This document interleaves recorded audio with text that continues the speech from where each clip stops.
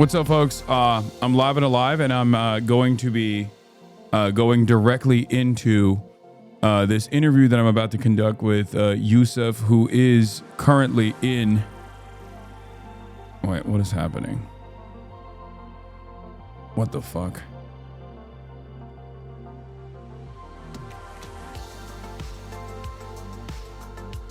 Why is my Discord not working? Hold on.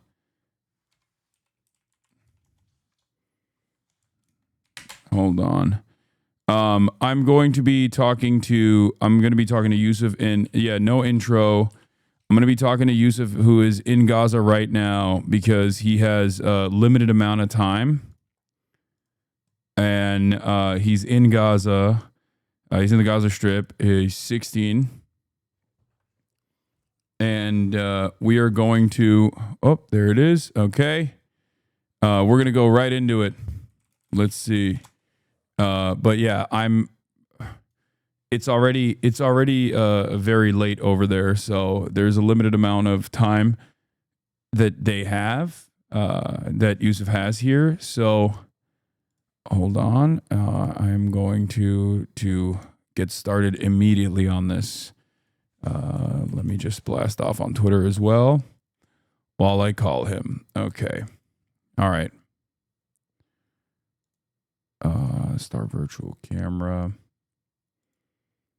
Okay, here it is. All right. Hello? Can you hear me? Yes, I can hear you. Wait, let me just set up the camera. All right, perfect. Damn, you got all the lights on and everything. Hold on one second. You can see me, right? Yeah, I can see you, man. Let me wipe the camera a bit. You turned it off. Yeah, I want to wipe it. Wait. All right. Okay. How's the quality? Is it good? It's pretty good. It's actually great. It's much better than expected. What's up, Yusuf? What's up, man? Wait, let me just get everything set up. All right. Yeah. All right, ladies and gentlemen, boys, girls, and everyone that's watching, we're talking to Reach Yusuf. Yusuf, I don't know if you have ever said your full name or not, so I don't know if you say it or not, but Yusuf is 16, right? You're 16 years old? Yeah, I'm 16. Yusuf is 16 years old. He is currently living in Gaza, and he has a bunch of TikToks that he's done from the Strip, talking about how difficult it is to get food and just like the day-to-day activities of living through this harrowing experience. And because the internet is so crazy, and because just like our world is so crazy, we get to directly talk to someone like him. And I'm very excited. It's my great honor to be able to have you on the stream, brother. How are you? How are you doing, all things considered? It's an honor to be here, man. To be on the live stream. No, the honor is mine. So for those of you who don't know, like I said, Yusuf also does like a bunch of TikToks, and they're great. They're very funny. You have a great sense of humor, but you also very clearly know what's up. Like, you know what's going on. You set this up. You set this background up for yourself. What was that light? There's like lights passing by. Is everything okay? Yeah, I would. As my little brother, he's I don't know, he's putting lights on. Oh, he's turning lights on in the room. Yeah. All right. Now I'm in my neighbor's house. Actually, he has like really good internet, and he has lights. So I don't have lights at the place that I'm staying. Yeah, you were in a dark room when we were talking earlier when I was driving back. Yeah. So let's get started. Before we get to some serious stuff, let's talk about like what you do on a day-to-day. Like what occupies your time? So I mean, life in a war, it's pretty boring, right? There's not much to do.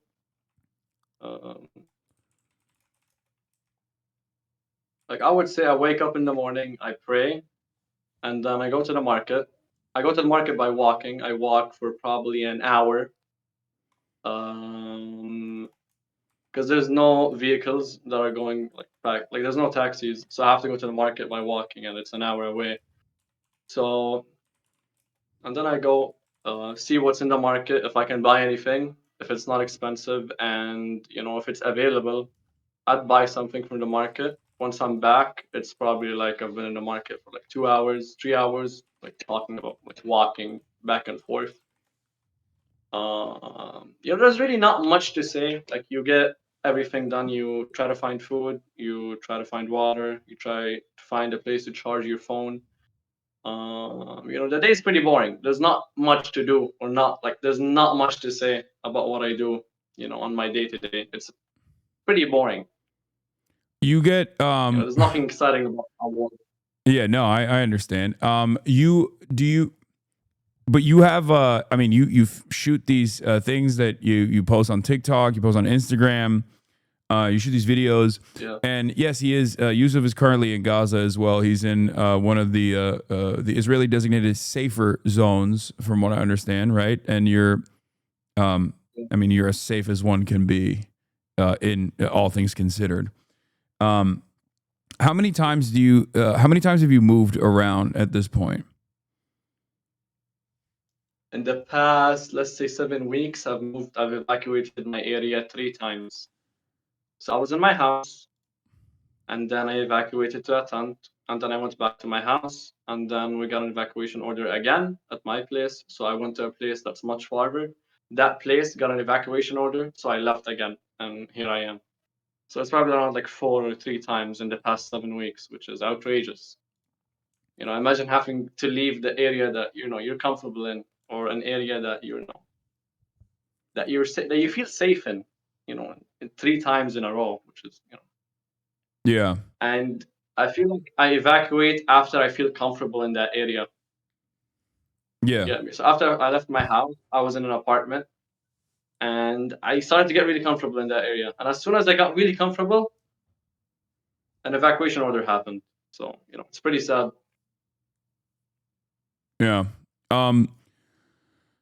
So as far as like being able to do social media goes, like are your parents happy with your social media footprint? Are they excited that you're able to show the day-to-day experiences? Has that been helpful in some ways? I mean, yeah, my parents are completely fine with it. They find it really helpful that I can, support them financially with everything that's going on. Life in Gaza is really expensive. Food, water, rent.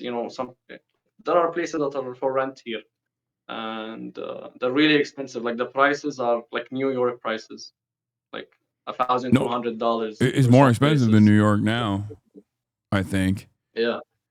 Yeah. So my parents are really happy that I'm supporting them financially with the content. Yeah. Yeah. So that plays a big role, right? Like I feel like there's a lot of Palestinians who are able to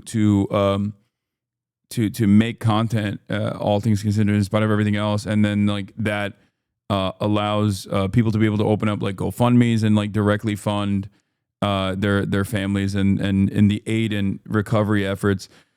So what was I going to say? So you have a limited amount of time, but what did you used to do before all this happened? Like what were some of your hobbies? I want to answer that, but I want to add back to the last question. And my parents are really happy that I'm working with a charity. I'm raising money for a charity. I think I've raised over $1 million so far for Human Concern International. And so we help orphans. We provide help to every people. Like we give out food boxes from time to time when we can. So yeah, my parents are really happy that I'm supporting my family and the entirety of Gaza as well. Yeah. So, yeah. And I'd like to this question, ask it again. What's up? What was the last thing? Back to the question earlier. Yeah. Ask it again. I didn't really. The question was what preoccupied your time before everything, all the chaos unfolded? Like what did you do for fun? Like what are some of your hobbies? I mean, before the war, I was like any other teenager. I used to go to school, play video games sometimes, hit the gym, and yeah, I was also a freelancer. I used to be a thumbnail designer and video editor.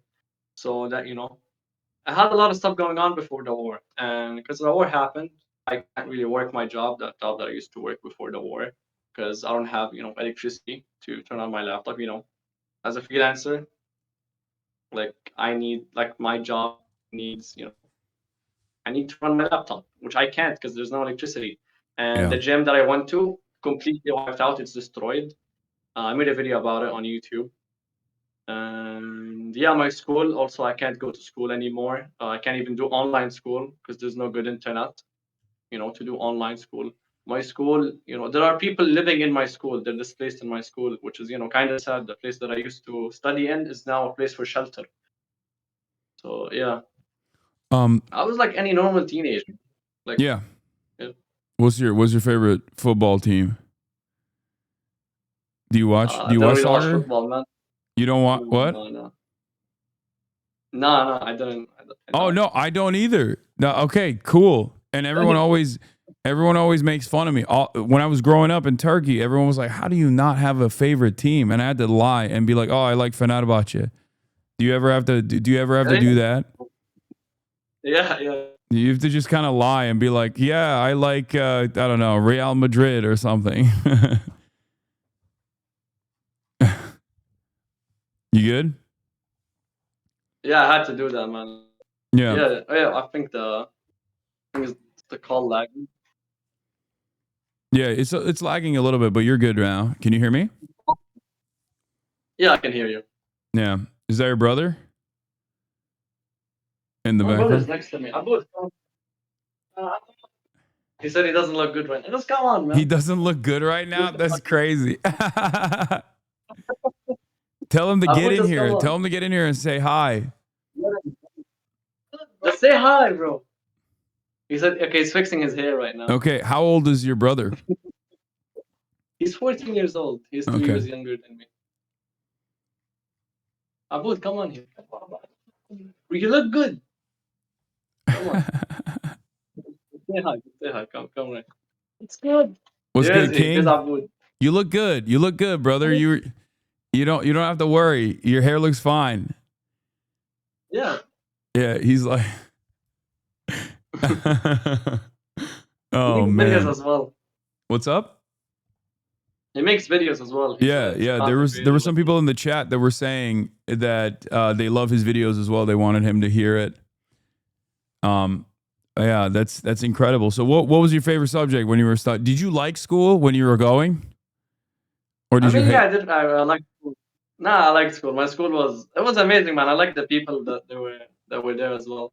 And it's Uh-huh. sad that every classmate of mine is like not in Gaza anymore. It's kind of sad and kind of, I'm kind of like happy for them also. It's sad because we were all so, in that classroom, we were also connected with each other. And now Yeah. we're also separated because of the war. Like some of my classmates are in the middle of the world right now, some are in Australia, some are in Egypt, some are in America. And it's sad that the war separated all of us, the bond that we had in school. Yeah. So yeah, my favorite subject was, I would say, physics. I was good at physics. But I would say history. History. Yeah, we used to History. study American history. American history. Yeah, we used to Okay. study civics. All right. I'm gonna Civics I'm was gonna really quiz you right now. What's your favorite founding father? bro. Okay, I kind of forgot everything, man. 21 months without school, man. I forgot. I'm kidding. Don't worry. Don't worry. I'm just messing with you. I don't want to put you on the spot. Oh That's man. Okay, so you like physics and you like history. That's cool. Okay. I'm grading you on all this. You're on your answers. Okay. And now do you, like you said, most of your time is preoccupied with just like going to places to get food. So let's talk about that. What does that experience look like for people in America to fully understand? so I would. Okay, let me think. So let's say you're walking an hour every day, back and forth, like an hour to the market, staying in the market for like an hour probably, and then going back home. For like that's like 3 hours, 4 hours. just trying to look for food. Like the eggs that you have for breakfast. I mean, we don't even have eggs in Gaza. Eggs don't exist here. Yeah. So I would like if you just to make breakfast in general, you have to go to the market, you have to buy wood, all of those 5 hours, and then you have to heat up the wood, 5 hours and a half, let's say, and then let's say you go out by 8 a.m. To look for to like buy food, go to the market, get wood so you can heat it up. By 12 p.m. or 1 p.m., you'll have your breakfast meal. That's if you find, good quality food to eat. Yeah, today I only ate rice and some what was it? Yeah, rice and a salad today, and that's a luxury. That's like eating from Salt Bay. I think he From has a restaurant Salt in the Bay. gym. Yeah. Yeah. Okay. Um. So a lot of the stuff that normally would be, immediately something that you could like figure out immediately, you have to. It takes a long time to do. It takes a long time to conduct, and then. Is there an environment like how safe do you feel just walking around with regular frequency when you're walking around in daylight? I mean, there's you're in a war. There's a chance of danger at all times. So sometimes I'd be walking and I'd be like, okay, what if a bomb drops here right now? You never know. It's like I'm walking and then I imagine as if a strike comes here, and then I imagine myself getting dragged to the hospital. It's very depressing, very sad to visualize and think about. But that just goes through my head whilst I'm walking to the street, and it's really sad that if I was like, let's say, walking in the US or walking back when I was in the UAE, I never had to think about these stuff when I was walking, like before before this war happened. I never had to worry that I might die in the next minute whilst walking. And it's like you might go to the market and might like not come back home with the food needed for your family because you got striked in the market or striked whilst walking. Yeah. It's a really sad reality, but alhamdulillah. Yeah. Um, Yeah. you when we were talking earlier before we went live, 'cause I was driving. I mean, you said like a bomb dropped that you could hear, like from in your near vicinity, and I feel like for the normal person living in the comforts of the West, like that is a like I mean, your lack of response to it was shocking. Like, do you feel like you've gotten like used to this sort of thing where this is just an ongoing part of everyday life at this point? I mean, yeah, at the beginning of the war, like when a bomb drops, I used to be so scared. But now I got so desensitized to it that it's literally like a normal day thing.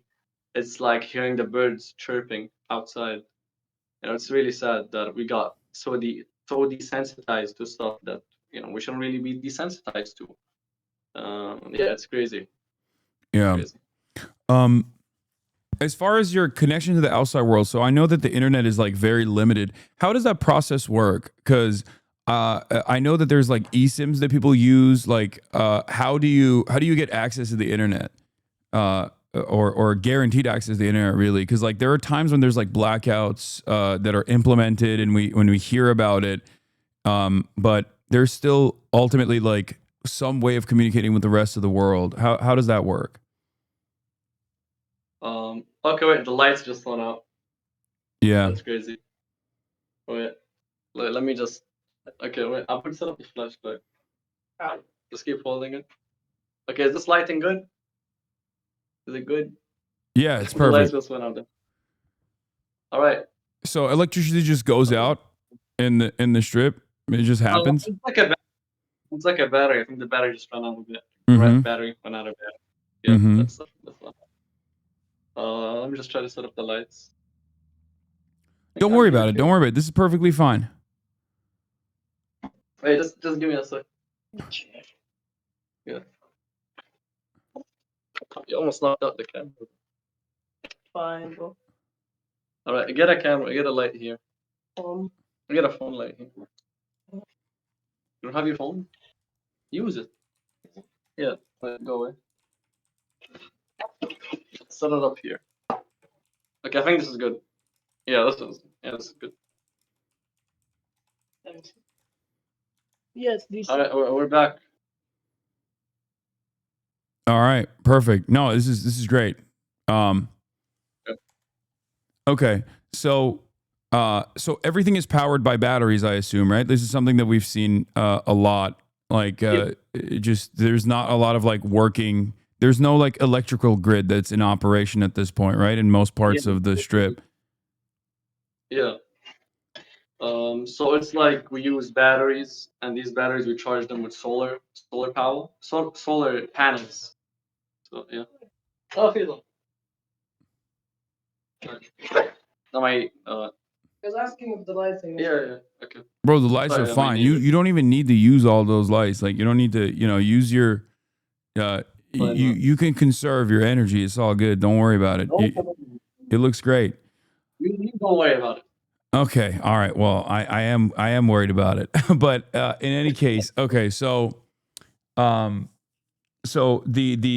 electricity grid is completely shut off at this point, right? Like in most parts of the strip. Are there areas where there's like, I mean, hospitals are using generators, right? Like that's just the situation, right? Yeah. I mean, there's no fuel. There's not that much fuel, and fuel is really expensive. So let's say you do own a generator, fuel is gonna be really expensive for you. So you're not gonna run it, even if you have your own generator. Why waste your money on a few hours of electricity when you can spend it on food? Yeah. So yeah, people just if you have enough money to buy solar panels, you can use it. If your neighbor has solar panels, you'll charge your devices at his place. That's what I do. My neighbor has solar energy, solar panels, and I just charge them. I just charge my stuff at his place. Mm-hmm.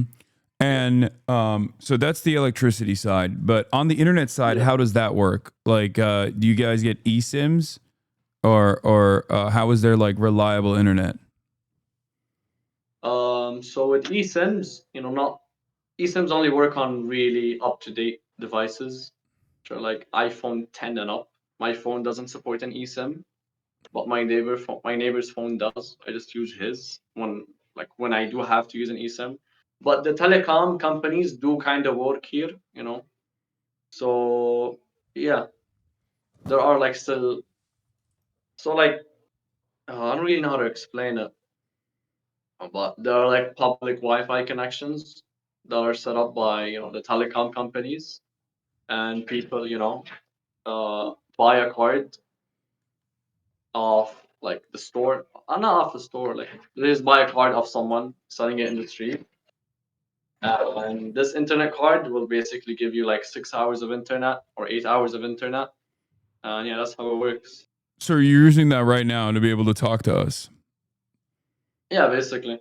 Okay. I mean, right now, like my neighbor, I mean, in some places that weren't, as destroyed as much, telecoms still work. Like people with routers, they still work. But back in my house, like when I was in my house, there was no Wi-Fi, there was no internet. I remember at the beginning of the war, we had internet, and I used to power my router with a battery. And I had to evacuate my house at the beginning of the war for like a few months. And then when I came back, all the internet lines were destroyed. They were cut off. From the destruction that has happened.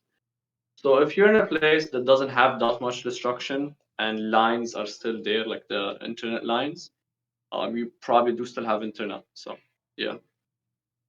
Yeah. It's Okay. all really like dependent on the area that you're in, and it's more of a preference thing of what you choose to use. Because if you have an iPhone, you can use an eSIM. If you don't, we can use like the public Wi-Fi connections. And one thing with the eSIMs, there's no cellular powers here. Cellular, how do you spell it? Cellular power, cellular. Okay, wait, how do I say it? Cellular towers here. Cellular You have to towers. go really high up, like 4 floors up, just for the eSIM to catch a signal. Yeah. A signal. Yeah. Okay. So we talked about electricity. We talked about internet. Yeah. So what I've talked to you about this already, but what can people do in America or in the Western world to help out as many people as possible, people like yourself and many others right now? So what I would say is, listen, if you're like, let's say you're as old as me, you're 16, I would say social media. If you, let's say you don't have money, you don't work a job, you don't, you don't make money, you don't make enough money to donate, or you're not in a position to donate, to help people. I would say social media is your biggest weapon. You can literally, like, I have a video on one of my I have a video on on TikTok that got 10 million views, and it's like, if you phrase stuff the right way, if you show it the right way, you can go viral. So if you, let's say, like, you talk about someone's fundraiser and you talk in a specific way that makes the video go viral, and yeah, you can do that. You can do that, and that's gonna do very well for you. It's very well for the fund, like, to help. So yeah, if you have enough time to do that, and if you still want to help, if you want to find any way to help, you can do that. And let's say you don't have time to that. Let's say you don't have time to do that, but you do have the money. I would say donate. But if you can do both, donate and share on social media, interact with videos, make videos of your own, advertising, fundraisers. Then yeah, that's a lot already that you can do, and people like us in Gaza would appreciate that so much. And yeah, that's literally more than enough, and everyone's trying as much as they can to help. So yeah, do your best. Okay. That's great advice. So how does that process work? Because there's a lot of people that make GoFundMe's and stuff, and there is a way for those funds to directly reach out, right, to the people that are in Gaza right now. Yeah. Like over the internet. Yeah. But there's a catch. So because there's like a liquidity crisis in Gaza, there's not that much circulating money. There's not much money that's circulating around. Mm-hmm. You have to pay a very massive fee. So, in this morning, I went to the market, and I went to an exchange center, and I was gonna exchange, like, I think $2,000, which is in Gaza, that's like enough for a week or two. So I exchanged $2,000, and in exchange I got $1,000, like $1,200 or $1,100, around that. And why is that? I sent him $2,000, and I use crypto to transact my fundraiser money. So I sent this guy $2,000, and I got 1,100. Why is that? Because the liquidity crisis in Gaza is, there's not much money entering. And yeah, it's basically it. So we have to pay like 40% or 42% fee to get our money in our hands, which is, really sad that, half of our money is basically gone. And like, life in Gaza is so expensive already that, this little thing caused such a huge problem for us, the liquidity crisis. So yeah, paying 40%, like, let's say you raise $10,000. Once you send it to Gaza, you're gonna get 6,000 or 5,800. That's like half of the money gone, which is crazy. And let's say the borders open and the situation gets better, that fee gets lower, which will be probably like 2%, or potentially non-existent, depending on the situation. So yeah, like, the borders being closed right now is really bad, and there's not that much of an influx of products entering or trade happening, so there's not that much liquidity in Gaza, and the prices are really expensive, and it's a mess. Yeah. Yeah. You said earlier when we were talking that you haven't gone to the Gaza Humanitarian Foundation aid distribution sites. In the past, from what I understand, there were 400 different aid sites all around the Strip, that were operated by the United Nations, UNRWA, and many other groups like humanitarian. No. I'm saying in the past, like when normal aid distribution was happening, but the Gaza Humanitarian Foundation aid spots are 3. There's 4, but apparently there's only 3 that works, and even in that situation, there's a lot of chaos that takes place on these sites at the point of aid distribution. What is your reason for going to the market rather than going to those aid locations, supposedly quote unquote aid locations? So me personally, I don't go there because I've heard some horrific stories, and I'm scared if I do go there, something might happen to me. You never know what could happen. So yeah, I'd rather spend money rather than risk my life. And some people don't have the luxury that I have, of having a fundraiser page to go to the market and just buy stuff. Some people don't have that, and a lot of people don't have that. And so it's like they're all almost risking their life just to get food for their children. Really sad. And it's just really sad. Do you have any idea, like, what would you say, what percentage of the population would you say is like in a more fortunate position such as yourself, where they at least have like a roof over their heads, even though their electricity is gone, and I wouldn't say your conditions are good, but as opposed to like living in a tent, it seems like it's a little bit better. It's a more privileged position. What does that look like?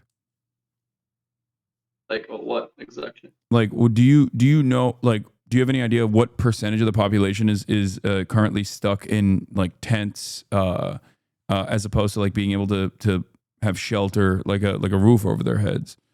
Or because you've talked about your school and how people are sheltering in your school, it seems like there are a lot of people that are now devoid of a home. Like they're completely. I assume they're coming from North Gaza too, mostly, right? And the South as well. And what? And the South as well. Yeah. So there are a lot of people that have been displaced and now have moved from place to place. And I'm saying, like, do you have an estimate of what the percentage of the population looks like for like how many people have been displaced? I think I've read a statistic. I think it's more than 80%. Wow. So let me count. There are like how many? Let me just count the area. So there's like, I think 6 cities in Gaza. Let me count them. So there's Rafah, Khan Yunis, there's Deir al-Balah, Zawaida, Sarat, and the north of Gaza. Let's just count as that. So north of Gaza completely evacuated. Rafah completely evacuated. Khan Yunis, a huge part of it was evacuated. Only the western side or the beach side is still there. And like the people that were on the eastern side and like also on the middle side all evacuated to the western area. They're living in tents as well, and that place is like really empty, so it's just full of tents. And Deir al-Balah recently evacuated. I was in Deir al-Balah, and I evacuated to Zawaida. So there's like 2 cities that have not, that are not under evacuations yet. And the statistic from what I read, it was like months ago, it's like 80%. I would say it's probably 85%. It's really high. Don't quote me on this. I could be wrong. It's just statistics, but yeah. So, with everything that's unfolding, what you have access to the internet from time to time. You see things. I assume you're like fairly tapped into what's happening in the Western world and like the things that occupy people's minds here. What do you say to people that after 21 months, 22 months almost of all of this chaos and violence that still turn a blind eye to everything that's going on, to the experiences that you're having? I mean, like, you won't really understand how it's like until you live it. So, there's a lot of stuff that you simply won't understand unless you live here, and there's stuff that I simply can't talk about. Not as in like someone's telling me not to talk about them. It's like stuff that just happens mentally that you won't really understand unless you're here. So I would say some people really turn a blind eye to that. Gaza before the war, and even currently, there are people that are really smart in Gaza. We have people who skateboard. We have people who code. We have people who work as video editors. We have we were a functioning society, and we have really smart people. We have people that my classmate is on a scholarship. My classmate is on a scholarship to America. He's a really smart guy. And I think people just think that because we're in a war, and just because we're currently in a war right now, and Gaza's like under, let's say, like a blockade, they think that there are not people. There are people that are not educated, or there are people that that they can't relate to, if that makes sense. So I would say people, like, we're humans as well. People gotta realize that we have Yeah. dreams, we have ambitions, and because of the war, they're all gone. Yeah. Like, let me just continue. Sorry for No, cutting go off. ahead. So, like, before the war, I had many ambitions, and like, I wanted to uh, be financially free, so I can retire my parents, like many people in the West do. And because of the war, I can't really work towards my goal of that, because instead of going after my dreams, or continuing my education, or um, continuing my hobbies, I'm looking for food, I'm looking for water, I'm trying to find electricity. I can't even, like, I don't even have time to be myself. I don't even have time for people in my personal life as well. Like, because of the war, because of everything that's happened, I barely call my dad as much. You get what I'm trying to say? And it's not because I don't want to call him. It's for the opposite reason. I do want to call him, but because of everything that has happened, I don't have enough mental space to do that. So yeah, like, we're normal people, and all of our ambitions and dreams all gone because of the war. Uh, the longer the war continues, the farther we are from our dreams and ambitions. So yeah, it's a sad reality, but hard times make strong men. So we gotta live through the hard times. Yeah. No, you're great. By the way, you for as long as you're comfortable going on, we can continue talking. I just want to make sure that you're good, because I know you had a limit. So Don't worry, don't worry. okay, perfect. And there was another thing that I wanted to ask you about, as far as we talked about aid delivery. There's like, what do you think is something that a lot of people get wrong in the West, like a lot of people outside of Gaza get wrong about your day-to-day existence from what you have seen? I think people. That's a really good question, and I give you an answer to this. But now that I'm thinking about it, I think I'm trying to look for a better answer. I think I'll your just say answer it. originally, when we were talking on the phone before, was good. I mean, you can talk about that, or you can elaborate on it, or expand on it, or talk about something else as well. So I think people really get wrong. What people really get wrong is, what I said earlier about, we're normal people. We're not dumb, if that makes sense. We have ambitions and dreams and everything.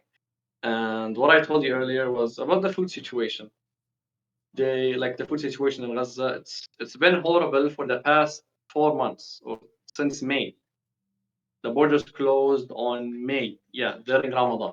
The first 3 days of Ramadan, on the third day, the border closed, and it's been closed since then. And the media is only covering, what's happening. Like, something that happened 3 months ago, the media is picking up on it just now, which is, kind of crazy. And I think what people just really get wrong is the food situation, because it's really unstable. Some days you might find food, some days you might not. Some days you might food that's really cheap. Some days you might find food that's really expensive. The situation I can't really like summarize the situation in in a sentence, because it's changing every day. It could be really good one day, could be really bad one day, but ever since March, not March, May,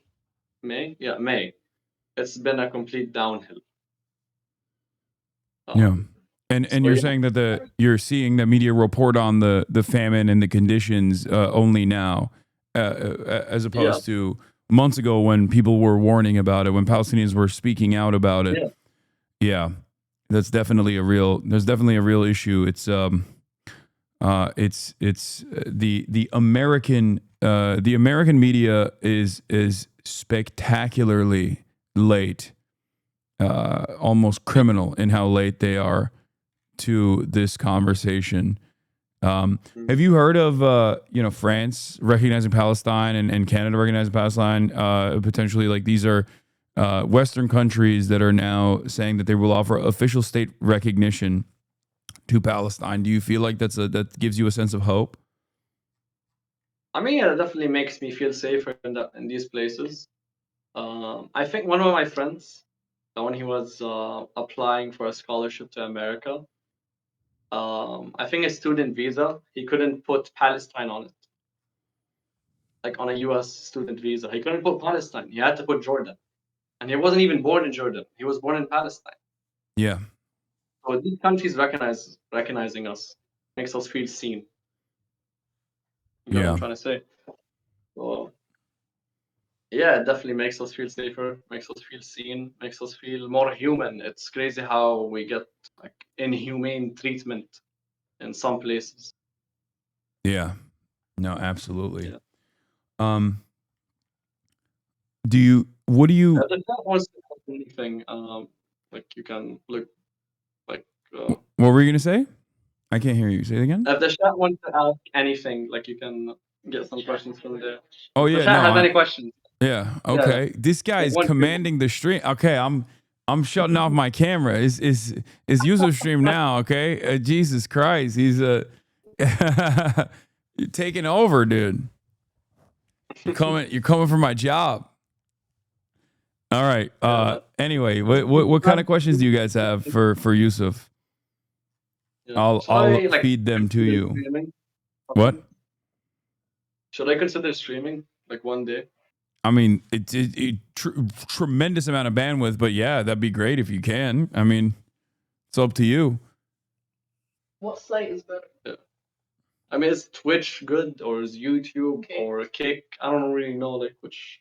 Definitely not. I mean, I wouldn't say Kick, but YouTube is good. Twitch is good. They're wherever you can stream if you want to show your everyday existence, like that's definitely, that would definitely be good. I just don't know. I don't know how that would work, or if you feel like that would put a crosshair on you at all, because you're like showing it in real time, like you're live broadcasting, because that's not something that I've really seen other than like the Al Jazeera feed, it's not something that I've really seen. But TikTok obviously also is a place where you can live stream too. Sometimes I see people streaming on TikTok, I think. Yeah. I mean, you can't really move around and stream because the data isn't really that good. Yeah. It would be like just sitting down and talking. Yeah. How's the situation? Someone said, how's the situation for clean drinking water in Gaza? In some places it's harder to get water. In some places it's easier. But there is clean water. You can definitely find clean water. Depending on your area, it's gonna be harder than other places. In my area, I buy like 10 liters of water, which is like a gallon of water, for like $1. Yeah, $2 for 20 liters. Some people, they don't have money to spare for water. So they wait for these water trucks to come by, and they just fill up water from them for free. Yeah, so it just really depends on where you are, but there is clean water. There is clean water. Like, thank God, there is like what do you call them? There are wells in Gaza. Yeah, Mhm. there are so many wells, especially in my city. I'm like from Khan Yunis. There are so many wells there, and it's like one more thing. That city is like more than half of it is under evacuation orders. That city has the most wells, so you can definitely like see the water prices going up. And yeah, a bomb dropped off. I think Discord has like a gate. Yeah, there's a noise gate. We didn't hear it. Should I turn it off? No, I mean, it's fine. It's up to you. Do you hear drones right now, for example, above you or anything like that? Alhamdulillah, no. Okay, there's no. As Yeah, of right we don't hear any of the buzzing anyway. So even if there were, it's the noise gate's pretty good. Yeah, but back in my house, there were so many drones. You would hear them on like a 24-hour basis. Do you? Yeah. Chatters are asking this. Like, do you watch any? Do you watch any TV? Do you have any? Like on your phone? Is there anything that you've like stashed, stored that you're able to watch? I'm Shows. trying to watch movies. But what was it called? My internet isn't that good. I can't really download the full movie. What have you been I did watch watching? What have you been trying to watched watch? I want to watch Fight Club. I've been trying to watch it for like almost a year now, but my internet just doesn't like load it. Fight I Club? watched. Yeah, I want to watch it so bad, man. Yeah, I watched The Matrix though. The Matrix is a good movie. That's cool. What Okay. else? I wanted to watch Wolf of Wall Street. They're like very basic movies. I don't know. I'm not that much of a movie, watcher. But yeah, Wolf of Wall Street. Also wanted to watch it, and one about a soldier going to war. I wanted to watch that movie as well. And I can't really remember the name. But yeah, I can't really watch these movies because there's not like the internet isn't that good.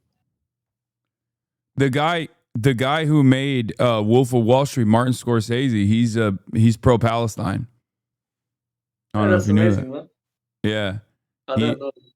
Yeah, he was promoting the poet, the Palestinian poet Mossab Abu Toha when he was winning these awards.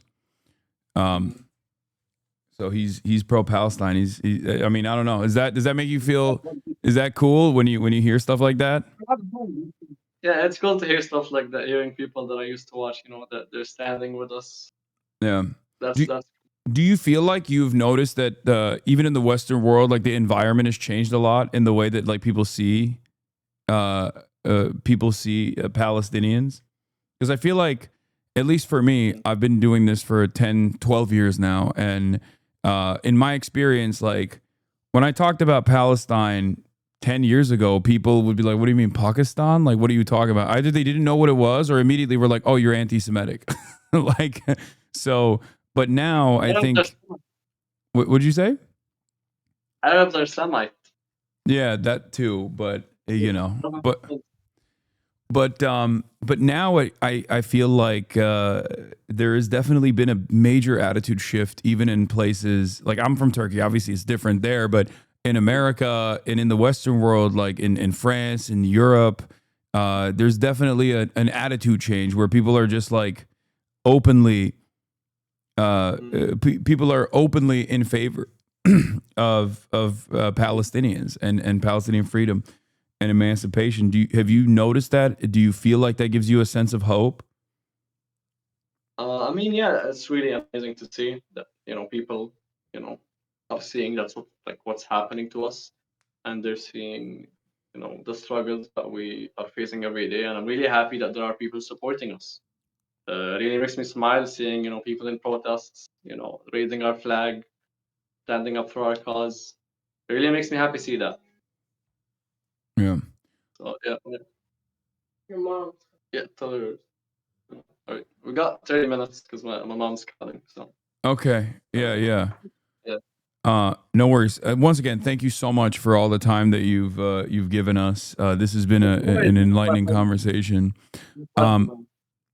So, do you okay? What about going to the beach? Like Gaza has beautiful beaches. Is that not allowed? Because that's like what I've seen in the reports. Overall, is it a dangerous prospect? I mean, personally, I haven't went to the beach. The beach is really far from where. I mean, I wouldn't say it's really far, but I would say it's. I wouldn't risk it. I would say better safe than sorry, and everything basically. Yeah, I've heard some news saying that fishermen can't go to the sea. I'm not saying this, out of nothing. This is literally on news. Yeah. So Yeah. yeah, me and my friends plan to go to the sea together. Just to just swim. And then an evacuation order happened as soon as as soon as we wanted to go to the beach. And I think after that evacuation order, the sea, like I think Israel announced that we can't go to the sea. So it's kind of sad that we can't. Like it's like one of our only ways of releasing bad energy or negative energy. Just completely gone like that. Do you play any sports, or did you play any sports? Because you said you don't watch soccer, which is fine. I mean, I don't either. But is there any sports that you were interested in when you were growing up? I would say, I mean, mainly weightlifting, but I wouldn't say I was really that interested in it. What was it called? Do you know I used to Jim Rat in play. Gaza? Are you guys homies? Yeah, the friend I was talking about that we wanted to go to the beach with is him. Oh, okay. Yeah, he's We've been neighbors actually. We've been neighbors like ever since like he evacuated his house, and we've been neighbors for months. And then I had to evacuate to an area, and he had to evacuate into an area. So it's kind of sad. yeah. Yeah. He's So, he sometimes he talks to my friend here who is a gym content creator, Jeff Nippard. Do you know who that is? Yeah. You know Jeff Nippard? Jeff is the man. He's great. Yeah. I love him, man. He's a good guy. I love him. Yeah, one day we're all gonna get it And lifted. seeing him in contact with my friend is really. Yeah, we're all gonna What? all of us one day we're gonna get it lifted, inshallah. Okay, we're gonna work out together. Are you there, Yusuf? Can you hear me? Inshallah. Yeah. Yeah, I can hear you. Okay. Inshallah. Are there any other More than gym happy. Are there any other gym content creators that you know about or you watch? You know Bradley Martin? Yeah, I've heard of that. Bradley Martin. He's a good guy. He's pretty entertaining. That's so funny. Who do you like? Do you know who? Wait, hold on. I'm gonna ask you a crazy one. Do you know who Togi is? Yeah, I know Togi, the gambling addict. The gambling Yeah, guy. You know, the- so you know all the gym content creators. That's like all of them. Okay, Yeah, I've bro. met all those guys. You're tapped in. You're tapped in. You know what's going on. What do you think about what's his name? Greg Douchit. Do you know that one? Yeah, Greg Doucette. Yeah. Greg Doucette. He's pretty entertaining. Yeah. Yeah, we Greg have Doucette. beef, me and him. What happened? I can't remember. He just talks so much shit. He was talking shit about me too. I think it was because I was talking about he was saying some crazy shit about how people are fat because they're stupid and can't control themselves, and I was like, there's environmental factors or whatever, and then he got mad, and then he plugged his book in his YouTube video being like, Hasan, this guy, he's like, this guy's an asshole. I mean, you're taller than him, so like you automatically win the argument. That's true. I'm taller than all of those guys, to be fair. How tall are you? I'm 6'4", 194. Okay, you're taller than me. I'm 6'1". Damn, you're tall as hell. Okay. You don't play any basketball? Yeah, going back to the sports question, I used to play basketball, volleyball, sometimes football during like the recess time in school, but I didn't really play it like off. It was like mainly in school. Yeah. Let me think. Who else? So you are really into the gym stuff. You're really into working out. Have you been trying? Like Jim Rat in Gaza will film himself working out with like makeshift dumbbells and stuff like that. Have you tried doing that as well? Doing a little bit of calisthenics? I mean, me personally, I don't wanna. What's it called? I don't want to do that. I don't want to, because there's not like, let's say I work out and you get the muscle tears. You don't have nutrition to Yeah. To recover. Yeah. And like I don't wanna spend too much water. I don't wanna put too much pressure on the water that I use. So I can't really shower every day. So yeah, like after I work out and stuff. So yeah. No, I feel that for sure. I'm gonna work out after the war. You're gonna work out what? If the war ends or if I leave Gaza. Okay. If I leave Gaza, when I leave Gaza or when the war ends, I'm gonna go back to the gym. And yeah, I lost all my muscles, man. Yeah. Yeah, no, you still got some. You're still packing.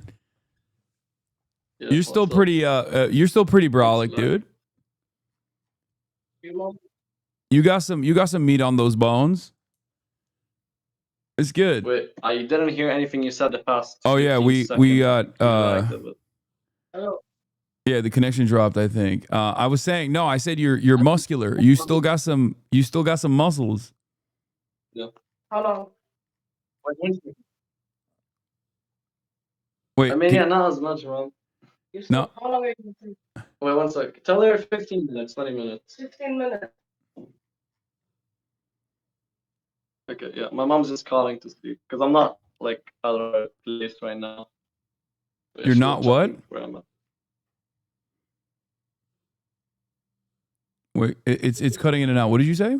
Oh, because I'm at my neighbor's house. My mom's just checking on. Yeah. My mom's just checking when I'm coming back home. Yeah.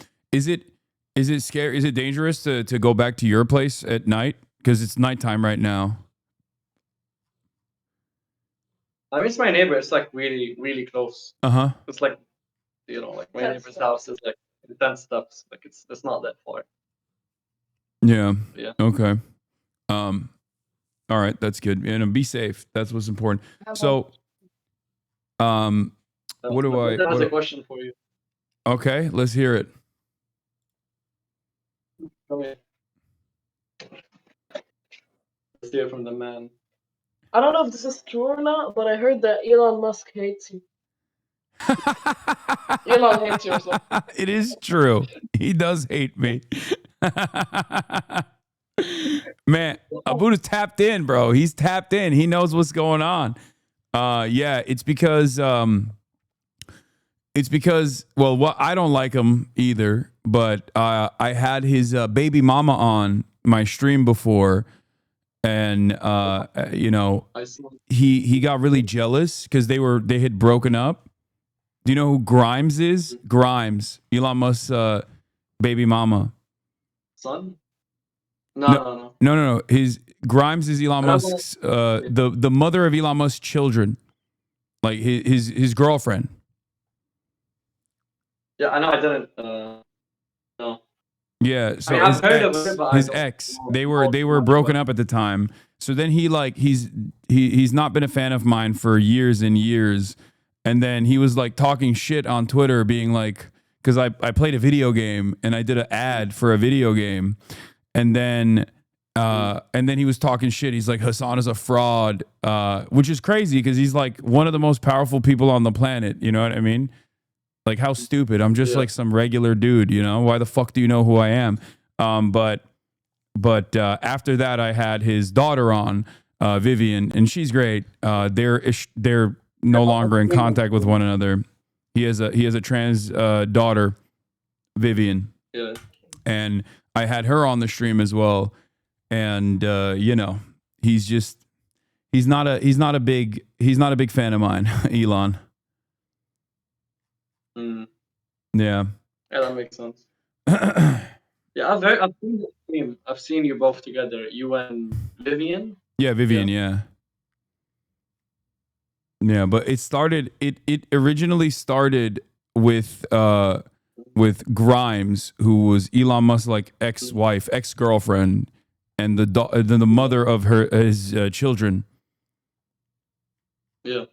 So yeah, I'm the I'm in I'm more in the lives of Elon Musk kids than he is. Apparently, he's just not. He's not really there. He's too busy being evil. Yeah, that's ironic. Yeah.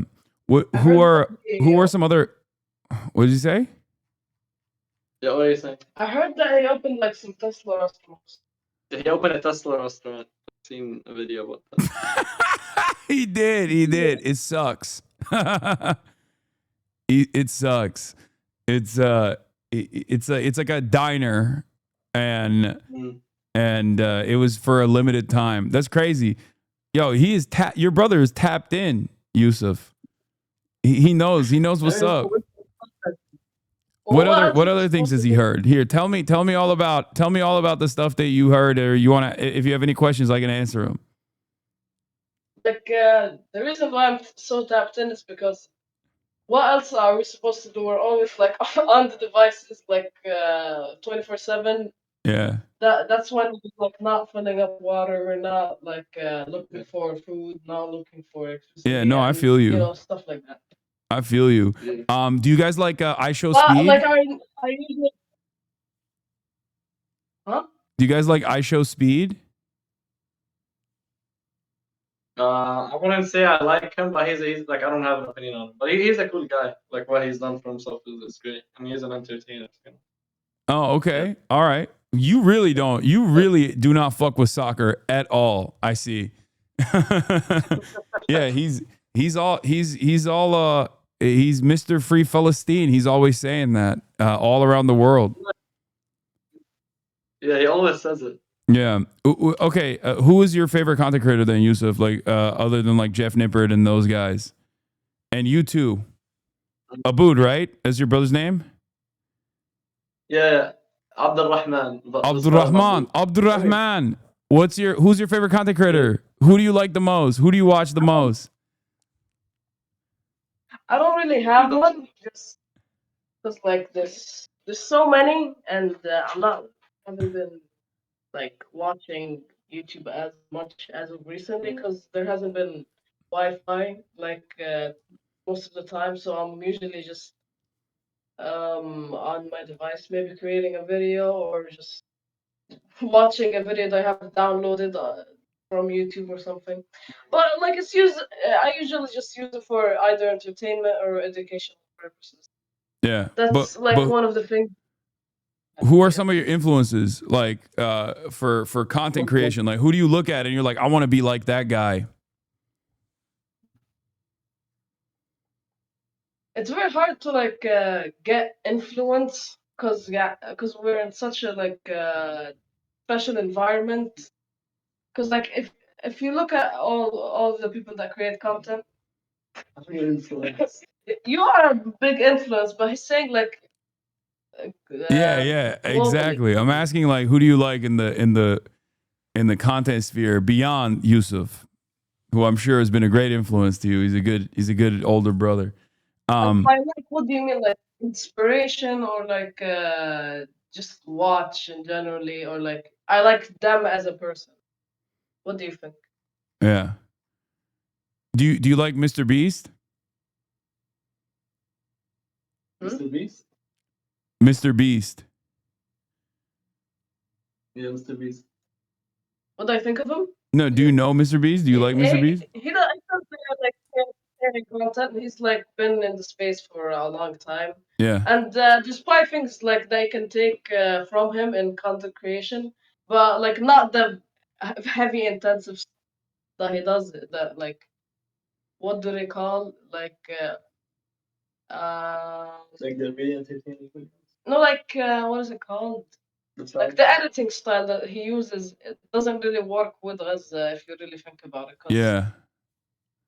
Yeah, Gotta be more like you, authentic, and you gotta be a little slower than that, just so people get the story. And that's something that I think you can definitely learn from and take from like him. Like he's good at storytelling. I think he started getting into more, starting to slow down and getting longer videos. which I think is good for him and the brand, because and the story is more memorable, and I think it's good. He creates good content, and that's what I think of him. Yeah. Okay. Let Well, me have my answer. okay. What was okay, I would say yeah. Hey, go on. Go ahead. Oh no, I'm listening. Have you heard of Sneeko? You probably have. What do you think of him? Oh God. he's not let's just say he's not my favorite. Okay. He's not a big fan of mine. He apparently he used to be, but then he is he's too right wing. I'm not a right wing guy. He, on the other hand, is very right wing. But you know, there are a lot of people that are online in America that speak about, you know, Palestine, that might not be super knowledgeable about what's going on. Also, I grew up Muslim. You know what I mean? He reverted to Islam, I think, or something. He said he did. I don't know if he still practices or not, but you know, it's just I feel like he's not a very good presentation. He's not a very good advocate for Palestine in general. I mean, I don't really watch his streams. I think the streams are like pure entertainment, which isn't really what I want. I want some value as well. You know his like Twitter posts, like the Twitter videos, like the Twitter vlogs. You know what I'm talking about? Oh, he's a very talented editor, if that's what you're saying. Like he has a good understanding, but I feel like it falls by the wayside because he just doesn't use it for good. That's the way I see it, at least. Wi-Fi turned off? No, it's bad. It's there. Oh shoot! You know what I mean? Your voice cut off for like the past your voice cut 20 off seconds. like 20 seconds. Then I hear anything he said. Yeah, he's we just don't see eye to eye on the world, regardless of his position on Palestine. I think I don't really fuck with like Andrew Tate or any of those guys either. I think they're not a very good overall positive influence on young men in general. Yeah. I also think that like, what's up? Go ahead. For me, it's just extract the good from them. Like from Sneak, I don't really watch his streams. Like as I said before, the streams are I don't really find them useful. But he's a really talented editor. He's a good storyteller. So that's the the good that I find in him. And with Andrew Tate, it's like only take the good advice. I think he fucks around too much with what he says. But Yeah, I would they're say fake. They're fake. They're fake. That's all I'm gonna say. Yeah. They're fake. Like they're not. That's the really good way to put it. Yeah. Yeah. But you know, I mean, look, enjoy whatever you enjoy. You know, you're this is the one instance where like you know, I'm not gonna. I'm sure people will be like, "What the fuck?" But you're in your circumstances. I'm not gonna hold that over you. What else? Who else do you like? No, I'm not saying I watched Sneak on Andrew Tate. I just said I extract the good from them. You get what I'm trying to say? Yeah. So who else do I watch? But yeah, me and Sneeko have beef. Yeah, your birds deleted all the memory. What do you say? I forgot I don't know, like I literally forgot everyone that I watched. His memory became a goldfish now. Okay, bro, you don't gotta roast me like that. I wish I could roast you. Okay, bro. Need some beef, man. We need some actual beef. Yeah, I didn't mean it that way, but you get me. No, like it hasn't meat. There's no meat that entered Gaza the past the past few months now. And eggs, and milk, And eggs. fruit. You don't want me to get too hyped with it. Yeah, man. Maybe you want it. No, but it's fine. We gotta tone it down a bit. Okay. All right. Oh, you had your time, bro. No. Go sit down. What's your favorite color? I can't, bro. I took his job. All right. And I don't think they're supposed to see this, man. Just go sit down. Sit down. I don't know how much I want. I want meat. Okay, bro. Okay. I want chicken and meat as well. We all want that. You want what? Shake Yeah, and a man, meat? No, I want chicken and meat. Oh, chicken and meat. Chicken and meat. Okay. Yeah, no, I feel that. This is a good source of protein. I feel you. Buns, man. Any of those. And eggs. And eggs. And milk. And fruits. And nuts. And nuts. Yeah, everything, bro. Yeah. And gas. Yeah. And electricity. Yeah. And Wi-Fi. Yeah. And Okay, I would stop. No. and okay. What was your favorite? What was your favorite food? Favorite food, bro. Like eggs, man. I mean, okay, I would just Dish maybe. yeah, like a dish. I would say like you should try maqluba. Have you tried it before? Palestinian maqluba. Yeah. How did it taste like? I mean, it's I haven't I don't think I've had like a Palestinian makhluba, but it's the same. It's just like rice and lamb, right? With like spice. Yeah. Bro, listen. Once I leave Gaza, and my family as well, and let's say you're in the UAE or happen to be in the UAE, you're hosted at my place, man. All right, for sure, 100%. My mom's gonna cook you some fire magruba, some fire shawarma, some fire Palestinian dishes, man. Hell yeah, inshallah. My mom is a inshallah. great.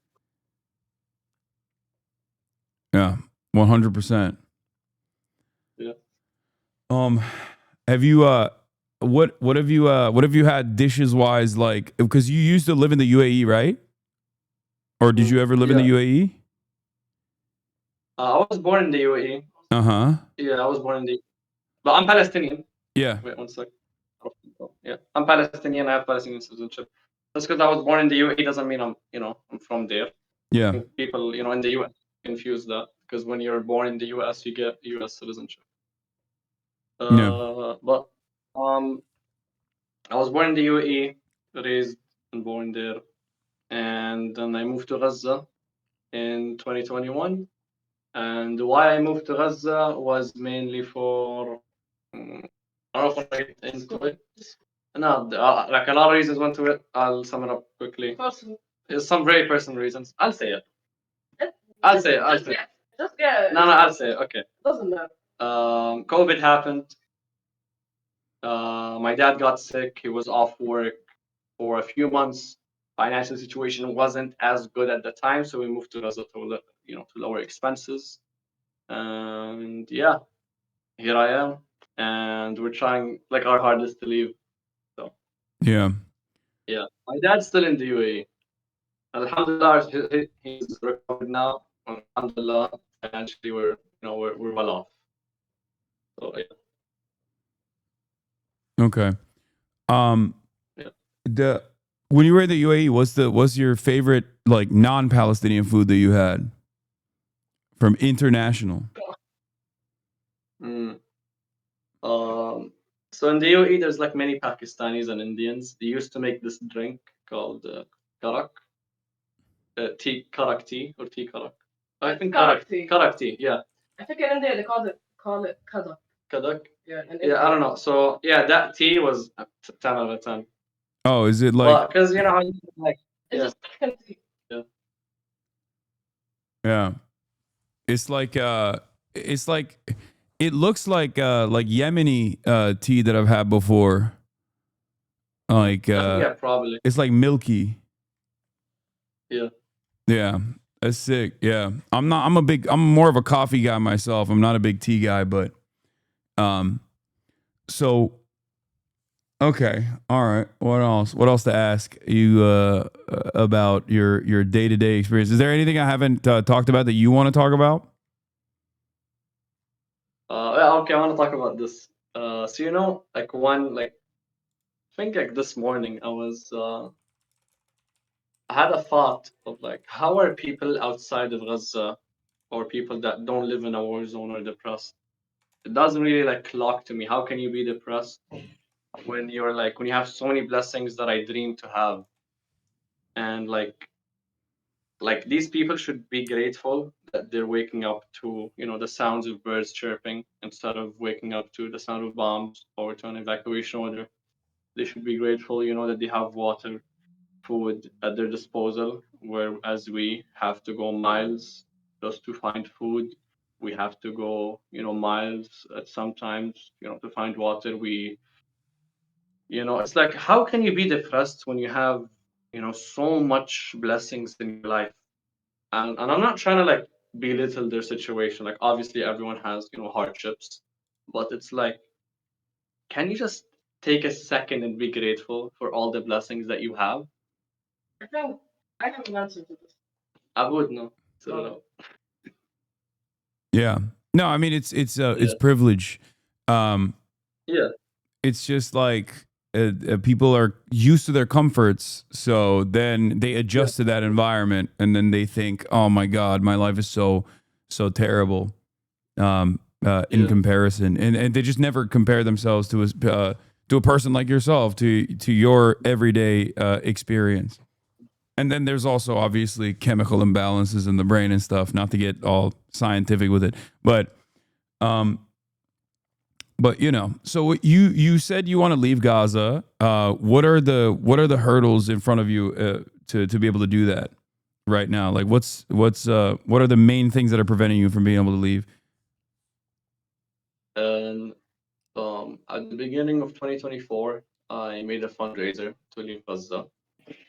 And then what happened? And then I raised the money. I then paid to leave. And then I was put on a 30-day queue to evacuate Gaza. And the border closed 4 days before I was supposed to leave.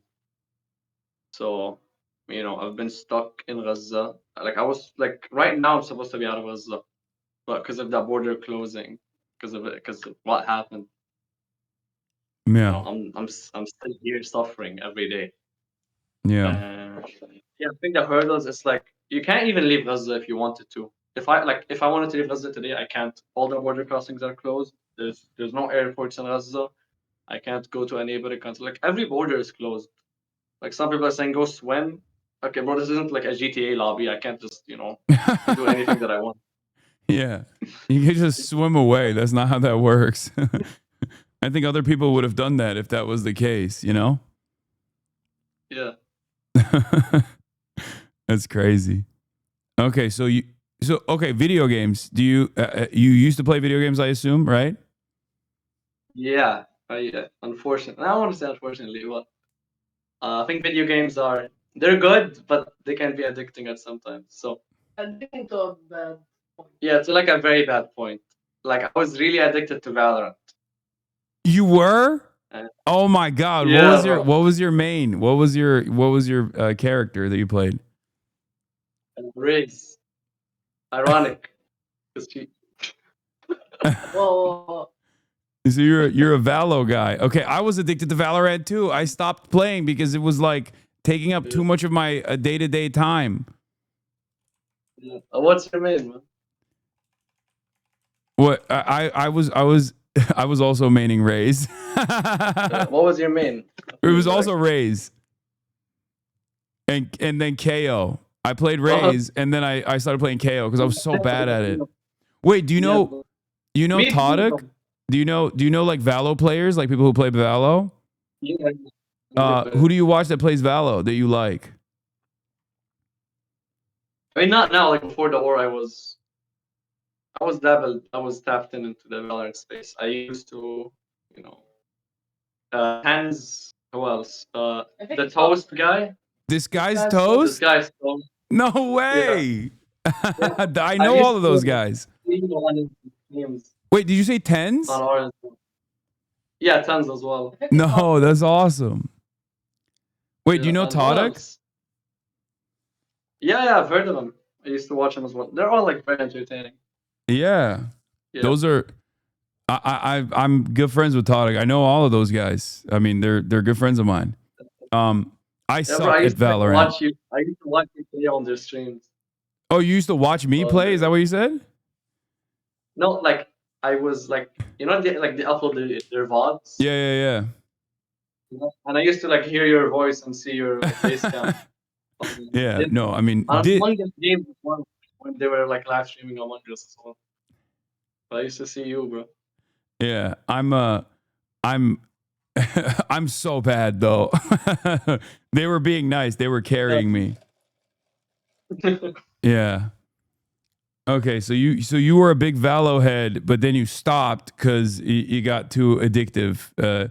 But you don't. What about Counter Strike? Yeah. I wouldn't say because of the war I stopped. I stopped like a year before the war. It was getting really so yeah, I just completely like cut it out.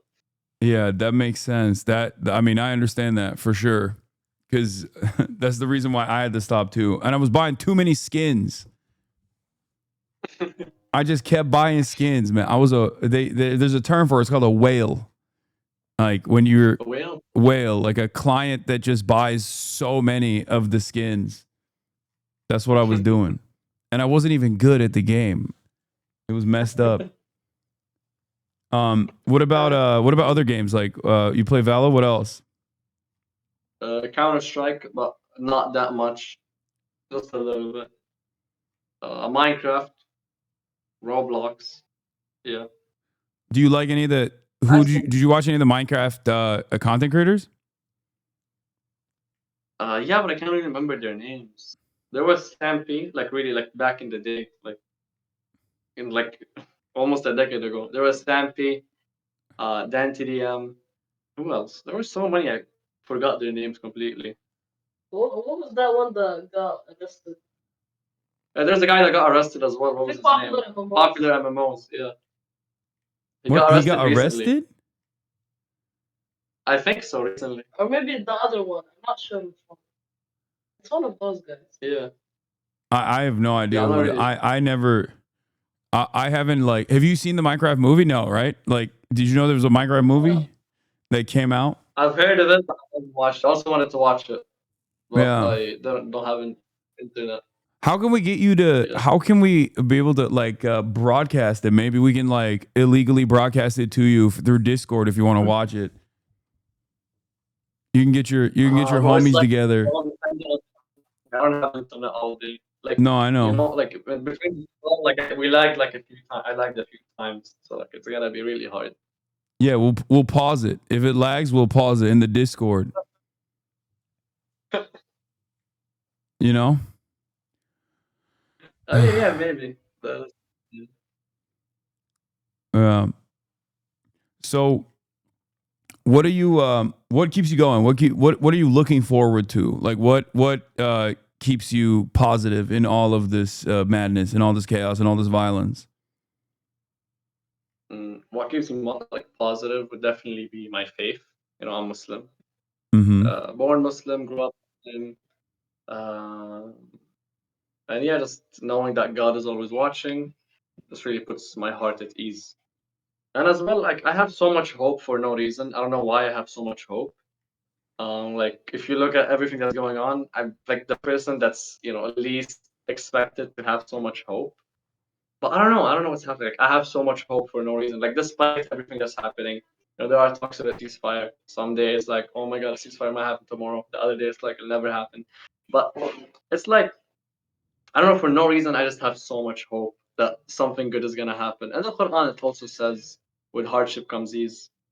So like just me living like in a hardship right now, ease is gonna come for sure. Yeah. Yeah.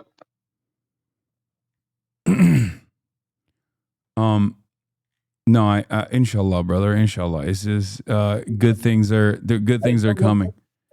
I hope. I don't think it's like a. Are you still like practicing Muslim? I don't. If it's like a personal question. Me? No, not at all. Not even a little bit. I'm a very bad Muslim. Why not? I just I think everyone's interpretation is different. You know what I mean? Where I try to be a good person to the best of my ability, even if I don't follow all of the rules, if that makes sense. But it's good to have faith Yeah, I get what you mean. in times like this. You know? So don't listen to me. I'm a bad influence. Your mom is going to get mad at you. Yeah. Also, yeah, I live in the most haram place on the planet. I live in Los Angeles, man. Yeah. That's fine, man. Like you can, like as long as you're a good person, do good stuff. I think that's what matters. Harming society. Yeah. That's what matters most. Yeah. All right. Well, I don't want to keep you any longer and get you in trouble with your mom. Is there anything else you wanna? Is there anything else you wanna say?